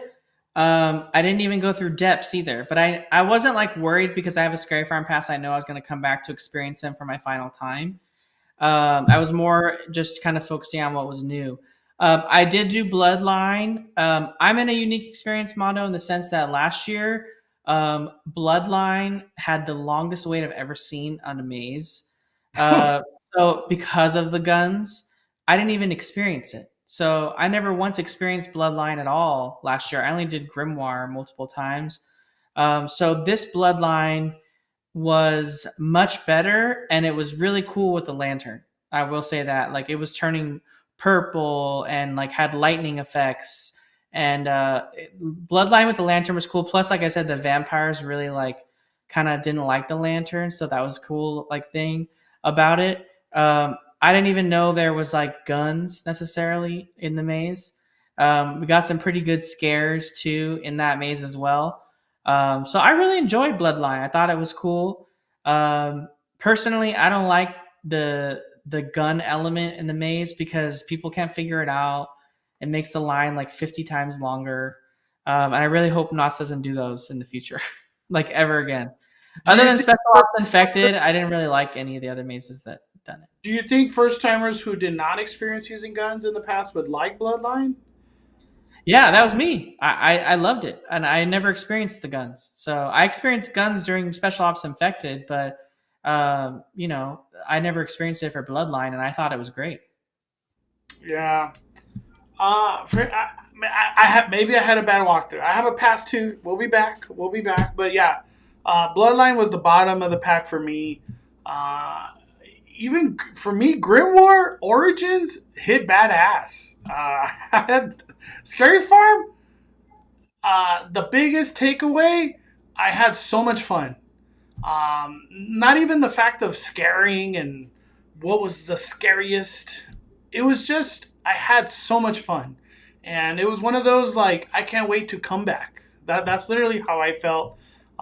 Those are my closing thoughts. What are your closing thoughts on Scary Farm, Danny? Yeah, I had a lot of fun too. I thought it was just an overall really great event. It was a great tribute to years past with some of the throwbacks like the Gauntlet and the Chilling Chambers and the hanging being back for the people that like that. Something new to experience that wasn't puppet up in the theater. Just really great scare zones altogether. It seemed like the food was really like tons of stuff to have. I just didn't really have time to touch any of the food aspect of it. And then throw the lantern on top of it as something else to do. I just feel like it's impossible to not have a good time at Scary Farm. You're definitely not going to see everything that you, in No one night. way. There's no way to. There's Yeah, no. even if you have fast lane, you still won't see everything there is to see because of shows and all that other stuff. So I feel like it's a great event. It's definitely repeatable. So if you have a Scary Farm pass, you're going to have a lot of fun. But overall, I can't wait to go back. And I think as far as the events this year, just for me personally, Scary Farm um, is definitely my favorite as far as like the implementation. But Halloween Horror Nights is so much fun, like so much fun this year.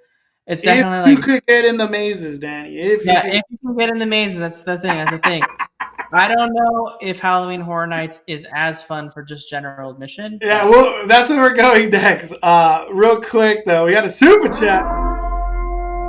Dude, you're fired up, Mondo, Danny. 5 fires. Can't wait to go to Not Scary Farm with you guys in October. Let's go. I think the cool part, I'll just say this one thing about like Scary Farm is that general admission, the scare zones at Not Scary Farm are so immersive. You don't even have to have, you're not even waiting in line, and you're having a great experience in the Gauntlet, in Carnival, in Forsaken Lake, Ghost Town Streets. You don't have to step foot in a maze, and you're having an amazing time. And you just don't get that experience at Halloween Horror Nights. They have a scare zone, but when you think about where the scare zones are, they're like in the worst places. They're at the main entrance when you first walk in. So if you've done early entry, you don't even get to experience that until you're leaving.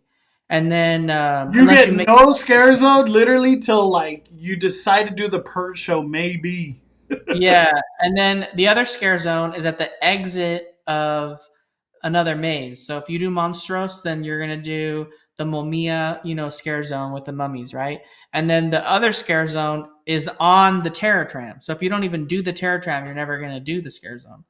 So it's I don't know. I used to like when they had like the toxic tunnel and all that other stuff, but they just don't have maybe the room for it. I don't know. They had that really cool like Grove last year concept, like right where scare actor or animal actors was and stuff, but they didn't have that this year. So I don't know. All right, that is it. Or before I move on from Not Scary Farm, shout out to Forsaken Lake. This opening day, that was my favorite time I've ever had at Forsaken Lake. The monsters were so cool, super energetic, and informative because they told me what time the freaking procession is at, which I will do next time on my visit. So shout out to Forsaken Lake. I loved it. All right, moving on. That's it for Not Scary Farm. 5 fires of all of them.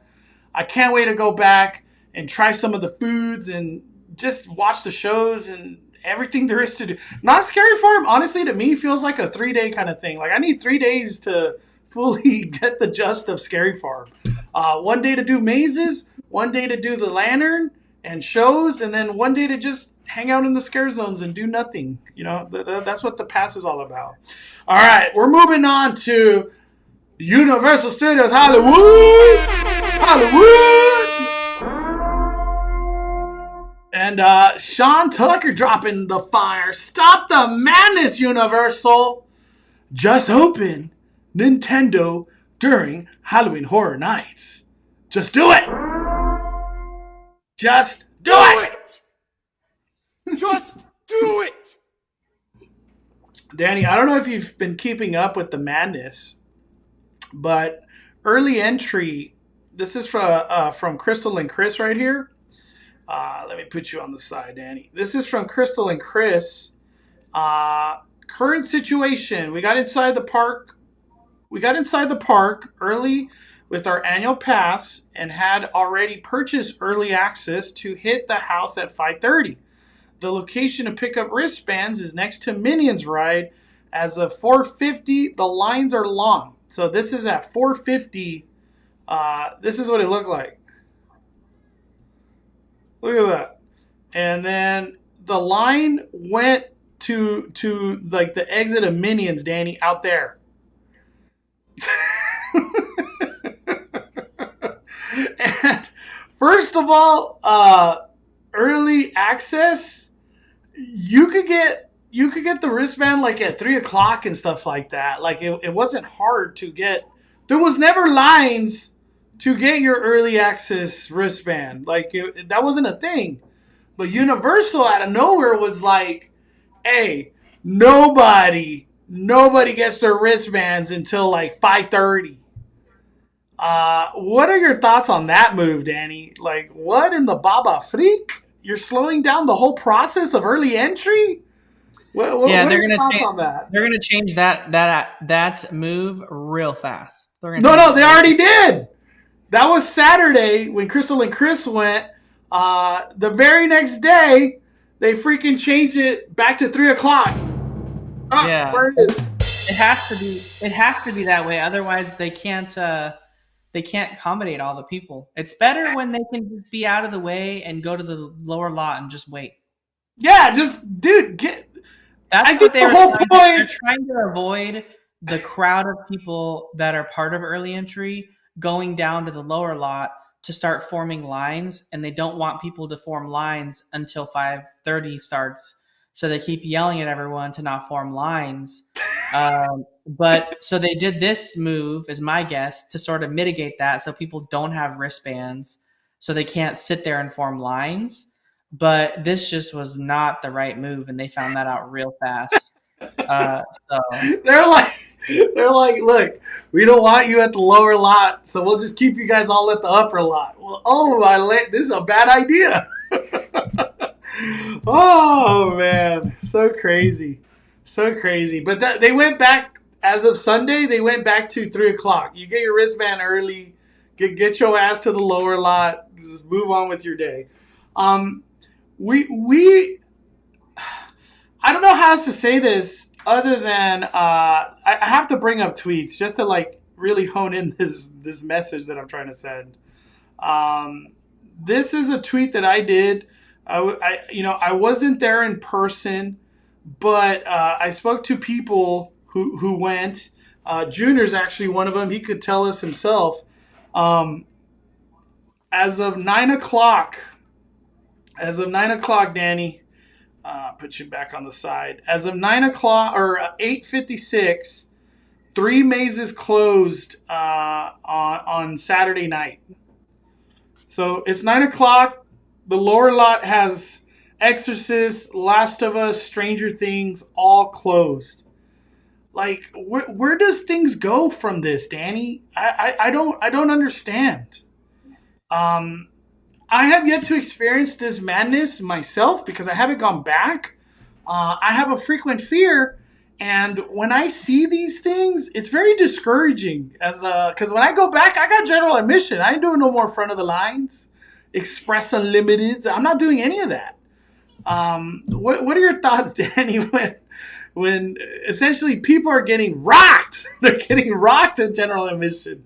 And just to say, I know general admission is not supposed to do everything. That's obvious. But I at least want to do something.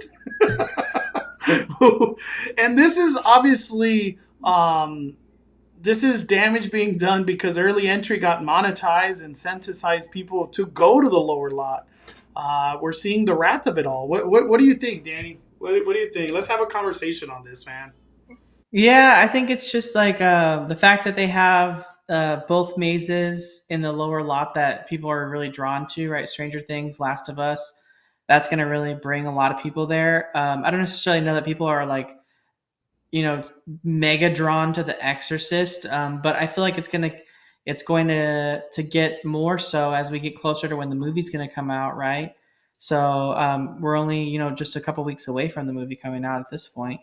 So I think all 3 of those mazes are going to demand a lot, and it would have been nice if one of those was on the upper lot, But what I kept thinking is Monstro should have been at the lower lot, and that Exorcist should have been at the upper lot, just to like break up the popularity point. You know what I mean? Because you are right. This movie's gonna come out. For all we know, people could be like, "Exorcist is the greatest thing in the world," and now they want to do the maze.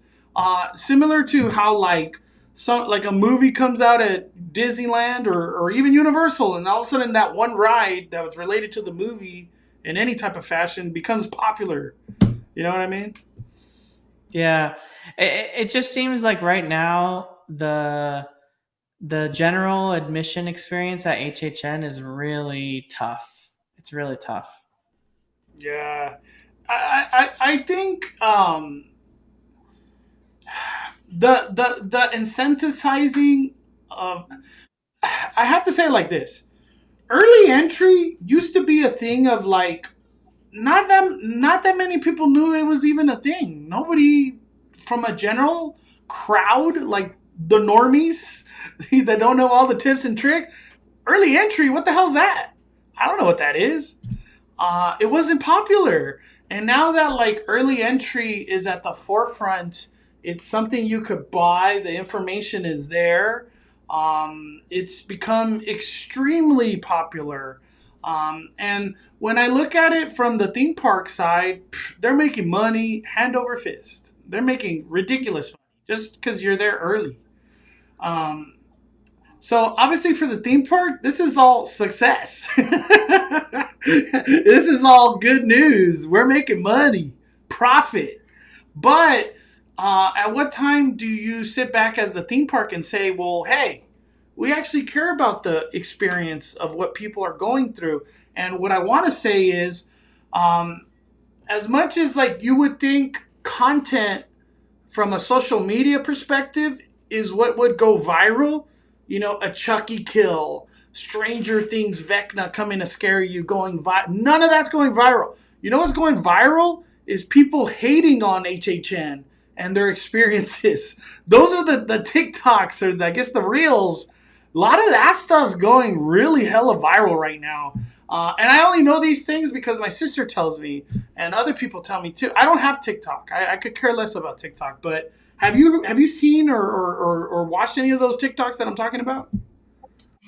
Yeah, I think that that is the consensus. Is that even though people really love HHN, I haven't really seen like event TikToks go off other than ones that talk about the lines and how long they were, or just how crowded it was, or how it's been oversold, all that kind of stuff. Like that's what you're seeing kind of online most of the time when you're talking about it. And it's taken away from just how great the HHN Yeah, event is this year. yeah. It's like, where's the talk about the mazes? Were they good? it's, Yeah.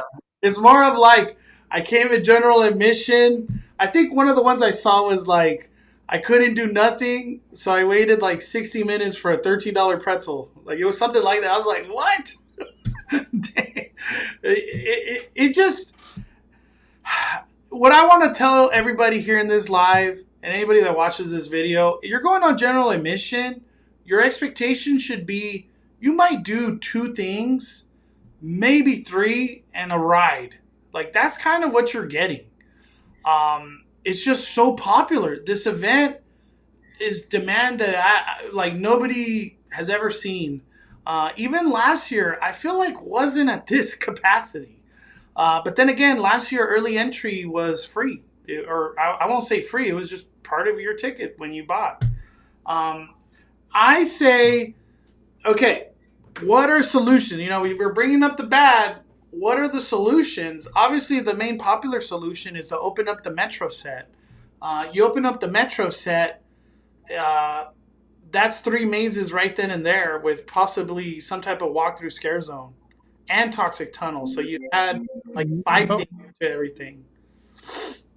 You add five things to everything. That's like the easiest.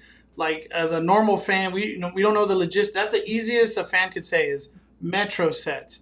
But something that could help this year, just open Super Nintendo World. Just do it. I think if you ask me, I know Super Nintendo World Open would be popular, and even the ride would have a 3 hour wait. But you know what? That's 3 hours of people that are not in the mazes. So I just feel like opening Super Nintendo World's a win-win. And I get that like it was like snuck into a 2 p.m. ticket, but just do away with that. It didn't work. Having capacity go into Super Nintendo World, I really feel would help out the lower lot tremendously. Do you think that'd be a good move, Danny? Or is it just an obvious? no, I don't. I don't think that the Super Nintendo World, as in and of itself on a normal day in Universal, gets enough wear and tear, and the kind of crowd that comes to Halloween Horror Nights, they aren't always the most respectful. People have had There's a lot of people that get drunk at Halloween Horror Nights. A lot of alcohol being served. I think that's a really good way for Super Nintendo World to get damaged. So So keep it safe. there's not a lot of room in there. There's not a lot of easy ways to get out if there's a problem. And with the lower lot being as crowded as it is, I think Universal's doing the right thing and keeping it limited to the guests that have paid a lot of money to do daytime and nighttime, with the day night ticket that they've got going on, and limit it to that, right? That's how they should do it. There's a lot of stuff that can break in that land and wear out, and they don't need drunk people walking through there with that kind of stuff. No way. And I bet you anything, Nintendo wants absolutely nothing to do with that event as far as that being open, and their franchises being involved with that. So Same thing for Harry Potter. Now we got a scare zone in there. I'm just saying. I know. I think for the longest time, it was that way with Harry Potter too, and they got their way in the end because J.K. Rowling didn't want anything to do with that event as far as her franchise. But I don't know. Maybe with time, they convinced her that it would be a really cool thing to do, and they did it in a way. Maybe dark arts was sort of their gateway drug into doing that. Yeah. We need to bring this to here. How do you do it? But Nintendo, never open it in Halloween Horror Nights. Please don't ever do that. All right. I have a couple more things, but real quick. Vegas film critic, super chat. Heading to Disneyland on Wednesday. Should I get Genie Plus? Hell yes. I can't wait to get into Disneyland talk.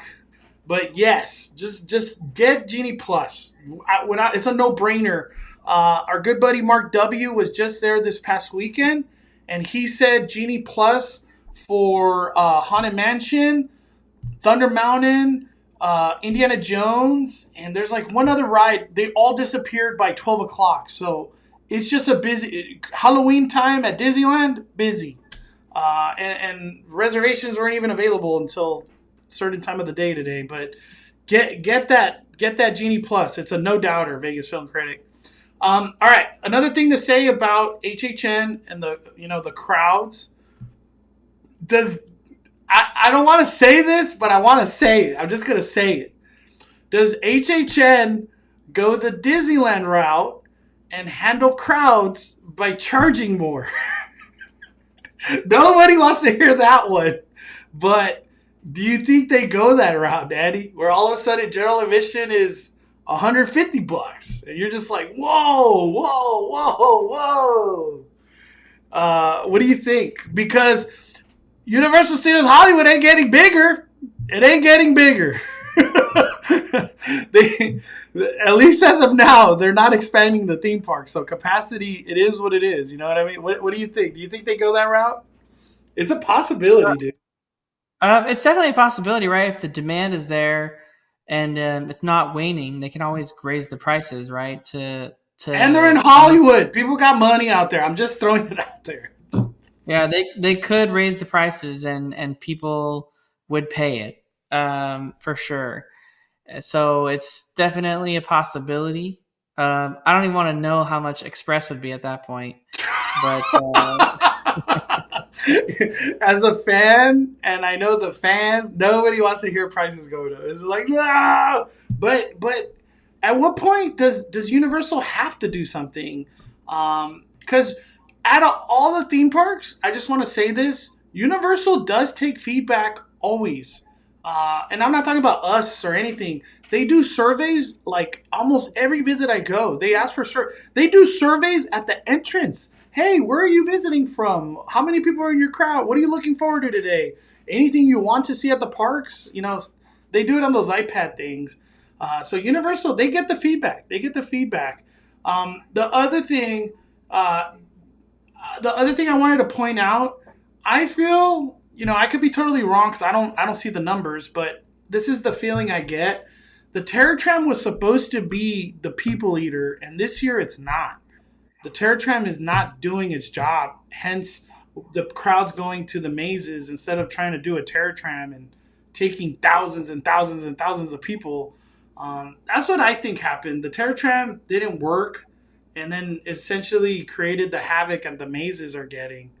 Um, you're going to Horror Nights, buy Express. Simple as that. Even if you wait 30 minutes in Express, is better than 2 hours, 3 hours, whatever the case might be. Um, yeah, it's I don't know. There's a lot of talk that's been going around that says that Universal is overselling, and I asked people about that, and they're like, it's not overselling. It's not. It's just the way that the bases are working out. I think it revolves around more that people are just too heavily impacted at the lower lot because the popularity. Last of Us, freaking crazy popularity. Yeah.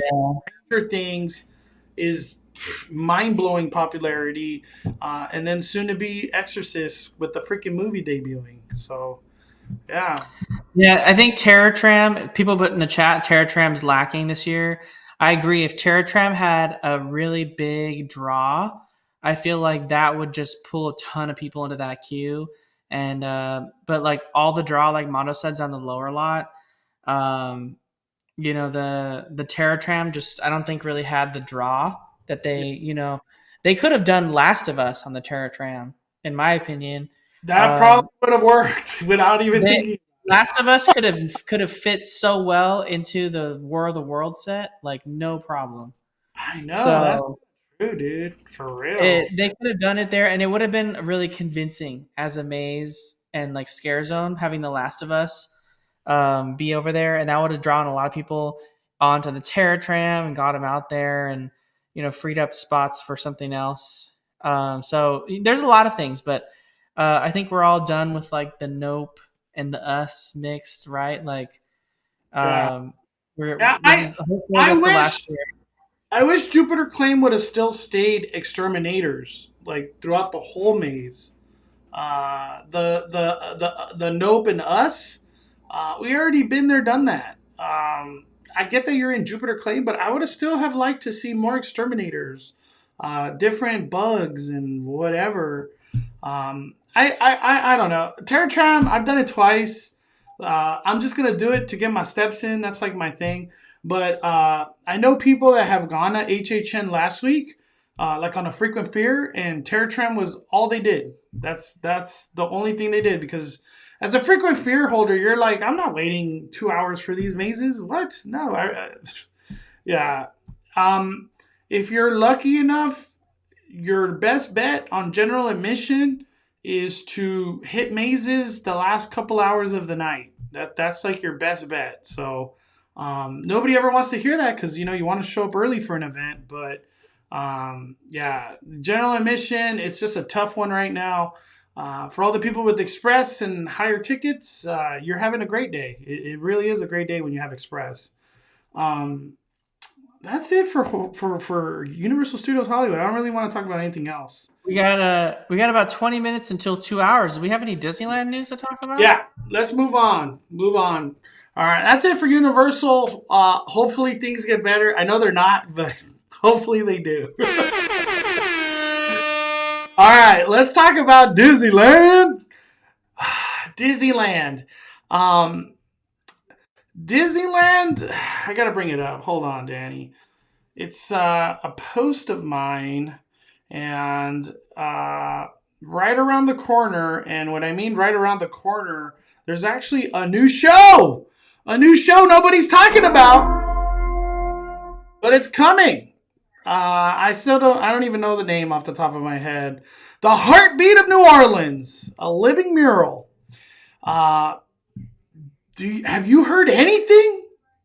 What are the expectations? Obviously, I could read this, but like I'm talking about like people or anybody. I haven't heard a single thing. So it says, beginning September 29th, a limited time nighttime entertainment offering. The Heartbeat of New Orleans, a living mural, will enchant guests at Disneyland Park. Set to a dynamic jazz score, projections on the rivers of America will tell a short, whimsical tale of a mischievous little frog from the bayou that leaps into the lively heartbeat of New Orleans when he's lured by the jazzy sounds he hears in the distance.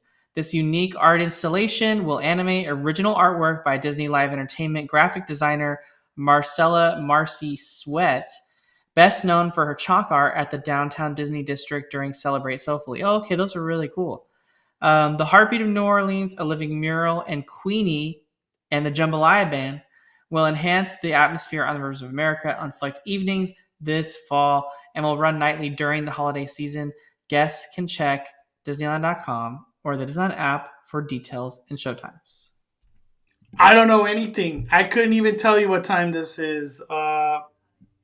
Let's check the app right now. Charles, 17 months. What is up, Charles?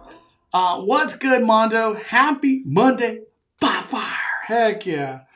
The Heartbeat of New Orleans. Kind of a weird time to bring this show, Danny. Isn't it Halloween? Yeah, I mean, I think this would have made more sense during like the summertime maybe, or like the like after the fall season and the holiday season. They said nightly through the holiday season, which is crazy because I don't really feel like it's going to be all that Christmassy, and it might like it might confuse people a little bit. Is it going to fit in Halloween, or is it going to fit in Christmas? You know what this has the feels that it's going to run into Christmas, huh? Yeah, I mean, I guess if you're trying to really incorporate more of the New Orleans culture, with what they're trying to do with Tiana's Bayou Adventure and Tiana's Palace Restaurant, having the real New Orleans Creole food available, including ingredients directly from Louisiana.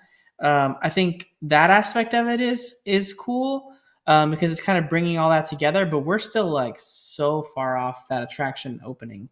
And I think people would much rather have Tiana's Showboat Jubilee than, something that doesn't really have any characters that they are familiar with. Let me ask Danny, this is Speculation Sunday. By the way, on the app, nothing comes up when I put the Heartbeat of New Orleans. Is the Mark Twain involved in this show? I have to ask. Probably not, because the Mark Twain's in refurbishment. I know, that's what I was saying. Is it going to come out of refurbishment out of nowhere, just surprise us? Oh, man. I don't know what... You know what this show reeks to me? The current Disneyland creativity? It's going to be the same show of Genie and the Jambalaya Band, just with projections. That's how I interpret this. For all we know, they might even still do the same songs, and they just put projections. I'm not expecting anything grand out of this. And that really breaks my heart, because every time I would think of Disneyland and shows, I think of grand, magical, like it's like an event. I'm not getting no feels of any of that in relation to this show. Am I crazy to think that, Danny, or is that how you feel too? I don't have any expectations. I don't even know anything they could do for this, so I'm just gonna kind of like go in with zero expectations and be surprised on whatever it is that we see. I just think they need to get a little bit more, involved in the app so that people know that it's there, that's happening, what the show times are, especially during the holiday season. If they say that it's going to be there during the holiday season, like one of the cool moments in the holiday season is 2 times a night, wintertime enchantment in front of the castle and on the Rivers of America and in front of Small World, where it snows and the castle lights up. But if you're at Rivers of America, you still get snow, and if you're at Small World, you get snow. So like, when is there going to be any time for this to happen in between all that? That's what I'm trying to figure out. Yeah. So there's a lot, because like you have Believe in Holiday Magic, Wintertime Enchantment happens twice per night. Like, when is this happening? I don't know. Hit the like button, everybody. We're so close to 300 likes. All right, that's enough of that. We'll be there, hopefully, if we could get a reservation for that show, The Heartbeat of New Orleans. Let's talk about the dun dun dun dun dun. Your favorite show of all time. Mickey's Mix Magic coming back November 1st through the 9th, a.k.a. the transition period. And my reaction was, Danny, out of all the shows you could pull from, all these freaking fireworks you could pull from, you pull Mickey's Mix Magic? Why? Why? I'm shocked. Bring back Wishes, which is like, that's the one I want. Out of all the Disneyland Forever. Why? What thought process is going on here? Is it a budget thing? Because Mickey's Mix Magic is a budgeted fireworks show compared to other ones. What do you think, Danny? Yeah, it's definitely a budget thing. It's the easiest thing to implement. It doesn't have very many fireworks at all, and it's a show that's really centered around the projections and the lights and the show. So like it can happen without fireworks very easily. Yeah, the Main Street does come to life big time in this show. Totally does. So yeah, I guess we're bringing Mickey's Mix Magic back. I want Wishes to come back, dude. I'm really missing that fireworks show. I don't know why, but that's just one that my heart's like, just bring it back, Disneyland. Bring it back.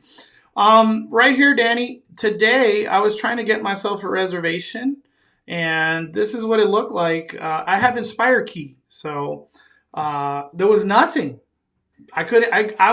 I legitimately, like, I'm not exaggerating. I was walking, I had to do some errands, and then I was leaving, and my girlfriend's like, hey, you have a reservation?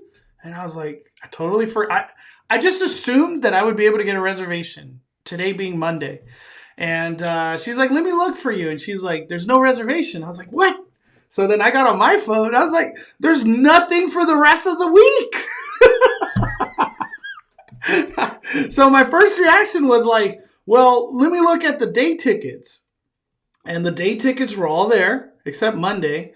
And then park hoppers were all there. And then as the day progressed, this happened. Bam! Magic keys all came back, just miraculously. So before I say anything else, thank you, Disneyland. Even though I know this week is probably going to be an S show, it is what it is. We're in Halloween season. But what are your thoughts on this transition of a Monday, Danny? Yeah, it's crazy. It seems like this month and September and October have been really difficult to get reservations, and you got to just really flow with it. Stay up late to get reservations the night before, and it's been tough. It's been tough these 2 months.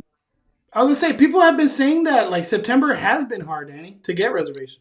It has. I feel like we've been saying it for a while. September and October are the busiest times at Disneyland, and it's just proving to be true this time around again. So, yeah, if you had to give a tip to just people that don't know how to get reservations, like the next day, what is the best tip, Danny? Because you actually went through that. I usually try to get them the night before if I can. I know that's not always possible to do with like kids and trying to plan getting maybe a babysitter for the other kids or whatever. But if you try the night before, a lot of times you can have some good luck. Sometimes a couple nights before. Definitely always check reservations on a private browser. So a browser that's not logged in. I know it's a pain in the butt to log into your account again. But a lot of times you'll open up the saved cache and cookies in your browser, especially on your phone, people that use their phone to book reservations. They'll look for reservations and it might not show anyone anything, but if you open it on a private browser, all of a sudden you'll see reservations are available. So it's definitely worth doing if you're trying to get reservations. So yeah, it works a high percentage of the time, like the process Danny was talking about. Mm-hmm. Real quick, Natalie says, I think the reason it's so busy is the people who bought the 3-day tickets are over the summer. This is the last week to use them before they expire. Yeah, I definitely could see that the 3-day tickets getting priority in regards to reservations. because there's a lot of pissed off people that they can't use their third day in this last week of it. For Disneyland, we had some new decorations go up, Danny. I don't know if you saw. It was I literally just got tagged right now as we're speaking. Let me bring it up. Let me see. It's on my Instagram. Magical Foodies. Look at that. Yeah, I posted those on my Twitter as well too. Yeah, that's my first time seeing that. Yeah, they got a couple of new things. If you want to pull up my Twitter, actually, Yeah, we keep getting details being added to San Francisco Square. Mondo and I kind of talked about this, how we feel like this land is getting the Toontown treatment. I want to say maybe moving forward, we just expect every land to get the Toontown treatment, where they have to get a land open, but maybe they can't get everything when they need to. And they have to just keep adding details after the fact, right? We had the character banners added, then we had all the other character banners added throughout the land. They added these Baymax lanterns, which we expected because we saw them in the original artwork, and when they didn't show up, we were like, oh, okay, maybe they're not coming. But they finally came. And then if you go to there's another tweet I did, Mondo. They actually put up a community board just outside the bakery tour. Gives a little bit of a life to the area out there. They got all these different like advertisements that you'd find on a community board that kind of bring to life some of the stuff in San Francisco, talking about Baymax, and there was like 6 or 7 different advertisements on it. It's a really cool looking. Yeah, that's what right outside the outside the bakery tour. So they keep adding little details to San Francisco to really make it feel like it's a lived-in square that you're coming into. So it was a lot of fun seeing like the little details being added. So I have a feeling, Mondo, all hope is not lost. All hope is not lost for the Port of San Francisco sign being put up. This needs to be entertainment. San Francisco, like, come read a book, story time with Baymax? Dude, that would be busy every time. Every time. Yeah, I hope they still add those letters, though, Danny. It's going to make San Francisco just that much more beautiful. This is really cool. This is my first time seeing this stuff. And then, yeah. This is opening this week. Am I correct? Today, this week is the week, right? Yeah. So the brand new Discovery Tower at the Disneyland Hotel opens on Thursday. So the first reservations are on Thursday this week. Of course, guests have already been staying there this week. That are cast members and people that were invited to get an early preview. So those guests have already been staying at the tower so when the walls came down, but it's now going to be opening on Thursday, and supposedly there's going to be a opening ceremony. So I don't know if Mondo's going to actually be there, but they're going to have a full opening ceremony, and they're actually live streaming the opening ceremony. Scott Gooston actually posted about it earlier today.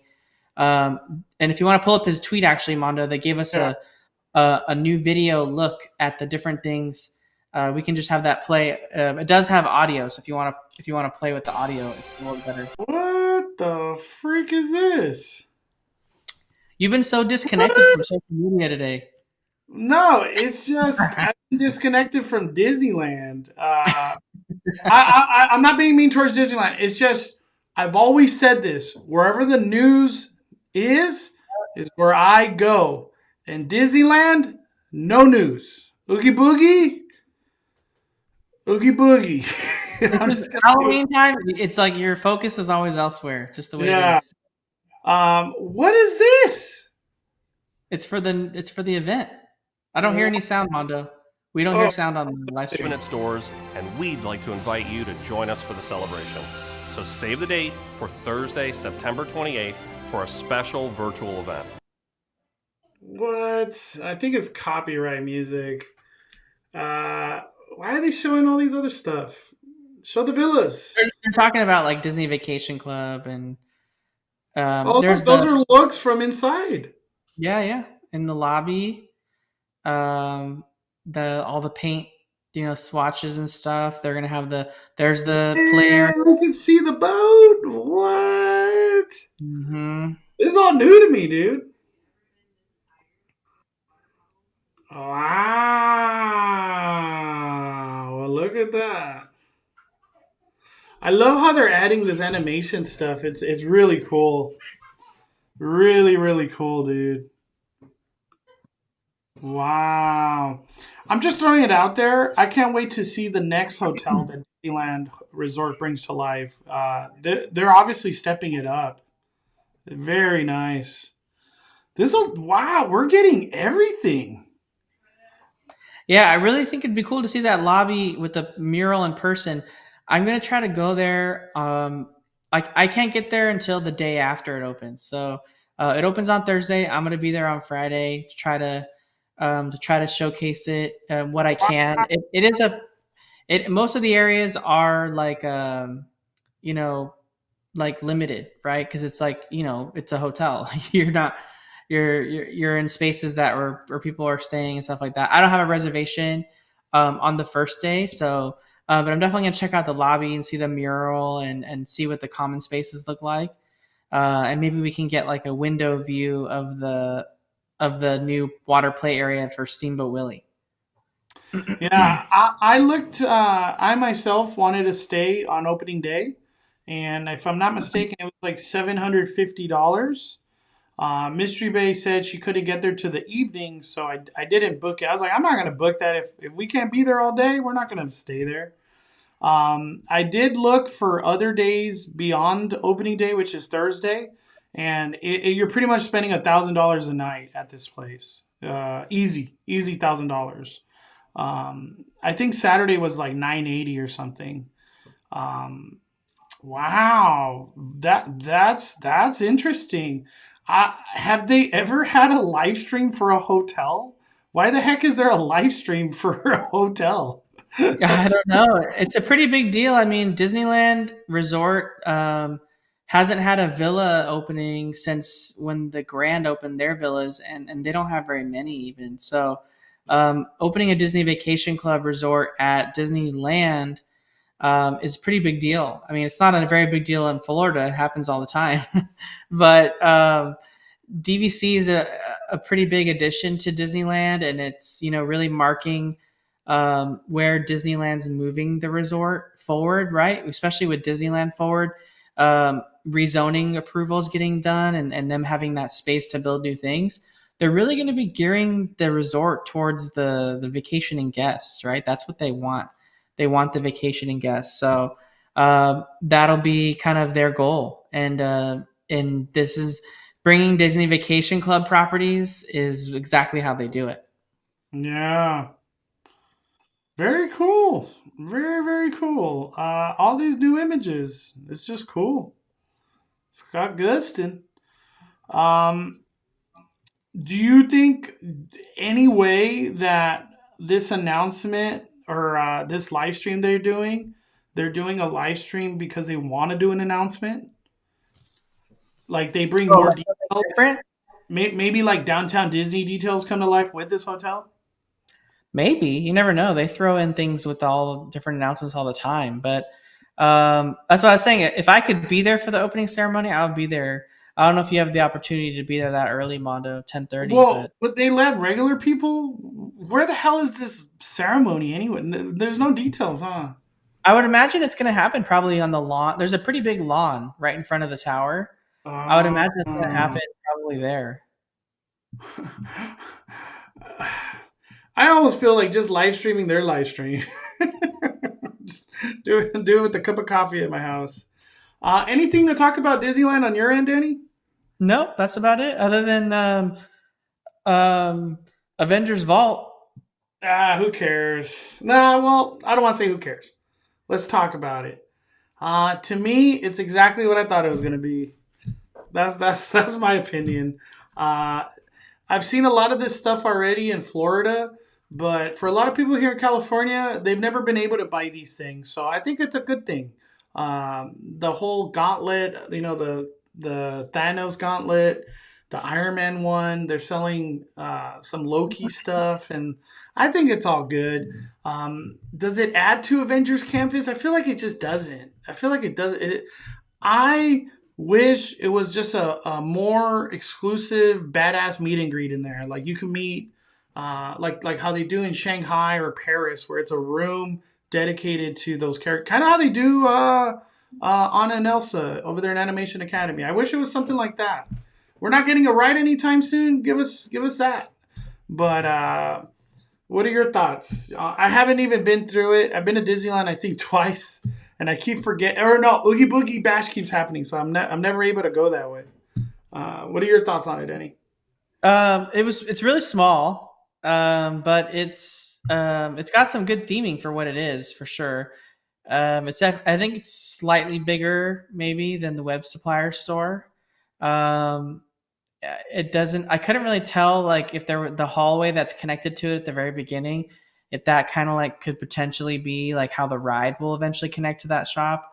I don't even know. It's I feel when the ride ever comes, I almost feel like that store might just get re-themed again.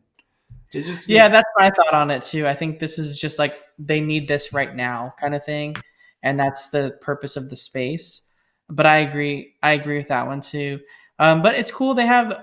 It's cool that they sell Avengers merch and toys in the land. I think that's the coolest part of it all. And it's got a cool organization, right? You got like a Spider-Man section and an Iron Man section and like Black Panther. So like if you're looking for stuff like specifically for a character that you like, it's grouped that way, which is kind of nice. Mm-hmm. We got Benji, 17 months. I appreciate all the hard work for you that you do, bro. Love being part of this community. So glad I'm finally back at the parks and Universal Studios Hollywood Thursday. Can't wait. Boom. Benji, always appreciate your time, your hard work, and I just want to say thank you for making this community that much better, dude. You're freaking amazing. Let me see. I'm just trying to catch up in the chat. But 5 fires, Benji. Love you, brother. Someone real quick, do you have to be a DVC member to get in the lobby of the building? Do you know any of that, or we just don't know yet? We don't know yet. Couldn't even tell you. Can you get into DVC lobbies like in Walt Disney World, or they're like, hey, you got a DVC card? I would say no, because people could stay in the hotel that are not DVC. So I would say you probably can get in the lobby. That's just my assumption. But no, that's it. Disneyland, we're done. What do we got left? That's it. We talked about Knott's Berry Farm, Universal Studios, and Disneyland. And we just passed 2 hours. Let me end it real quick with Fright Fest. Fright Fest is a lot of fun. You have to pay extra beyond your general admission to do Fright Fest. And then there's front of the line, which is $50. And I super recommend doing it. The Conjuring is the only thing I really want to talk about right now. The Conjuring, to me, for what I expected out of Fright Fest, it provided everything. I thought it was great. The first time we missed some stuff.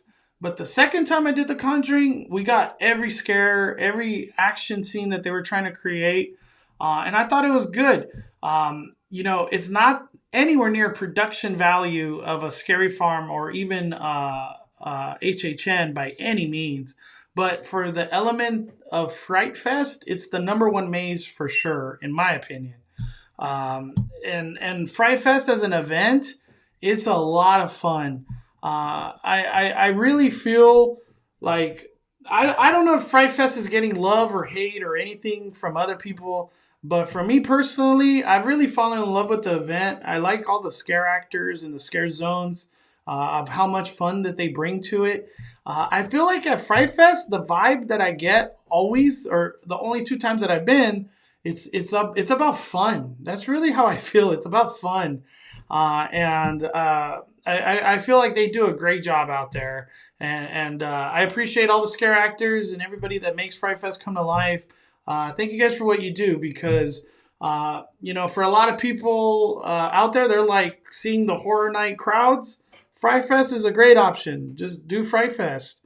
If you're just like can't afford Express or Express Unlimiteds and the RIPs, Fright Fest is a good option. I really recommend Fright Fest. Or if you want to do the drive, Scary Farm for sure. All right, closing thoughts on everything, Danny. Closing thoughts on everything. If you guys have the opportunity, definitely visit Knott's Scary Farm. Check out the recap of Mondo's live stream from Knott's Scary Farm to check out the event. I have a video from Knott's Scary Farm on my channel, Just Ask Danny. You can check that out too. And then as far as HHN, I think all the tips that we've given on past episodes and everything, early entry is really the way to do it, especially, now that they're going back to the 3 p.m. It's like early entry and then get there early for early entry. Like that's the winning key, I think, to really get that lower lot just done and out of the way so you can get out of there and enjoy other things. And that's how you can kind of maximize your value unless you're spending the money on like Express or Express Unlimited. But overall, I think we have a really good haunt season this year, Mondo. I think super good. I love this all year. of our events are like great to choose from. And it just makes me like excited to see what we have coming up. And I'm looking forward to you doing a lantern video. That's what I want to see. No, it's for sure coming, without a doubt. What a great now that we've seen the theme parks come to life for Halloween season. I couldn't have asked for a better Halloween season. Everything I would have wanted from Halloween, we're getting and surpassing it. Honestly, I'm very glad that I could go to all these theme parks for Halloween season. So it's fun to pick and choose of like, okay, where do I want to do Halloween stuff today? So thank you to Disneyland, Universal Studios Hollywood, Knott's Berry Farm, and Six Flags Magic Mountain for creating fun and safe places to visit to get some fun scares and celebrate Halloween. That's what it's all about right now. Big shout out to our Knott's Adventure. Thanks for all the Scary Farm talk and videos. Hope to see you in the fall. Shout out to our Knott's Adventure. She is the best when it comes down to Knott's Berry Farm. Follow her on Instagram. I can't say that enough. All right, everybody. Thank you guys so much for another awesome live stream. I can't wait to talk about the hotel this week and all the other Halloween stuff there is going to be. The new show at Disneyland. So there's going to be a lot of good stuff this week. I'm excited. But big thank you to Danny. Do we have somebody asked earlier, is there a podcast tomorrow? Not tomorrow because the speculation was later this tonight. So if I want to get any sleep and work at all, I have to do it for Wednesday. So it's coming out Wednesday instead of Tuesday. There you go. All right, everybody. Thank you guys for your time. Have a wonderful rest of your day. Smash that like button on the way out. And thank you for supporting the fire. We are firing it down. The Cali Bay, Just Ask Danny, are calling it a day. I'm the main host, Mondo.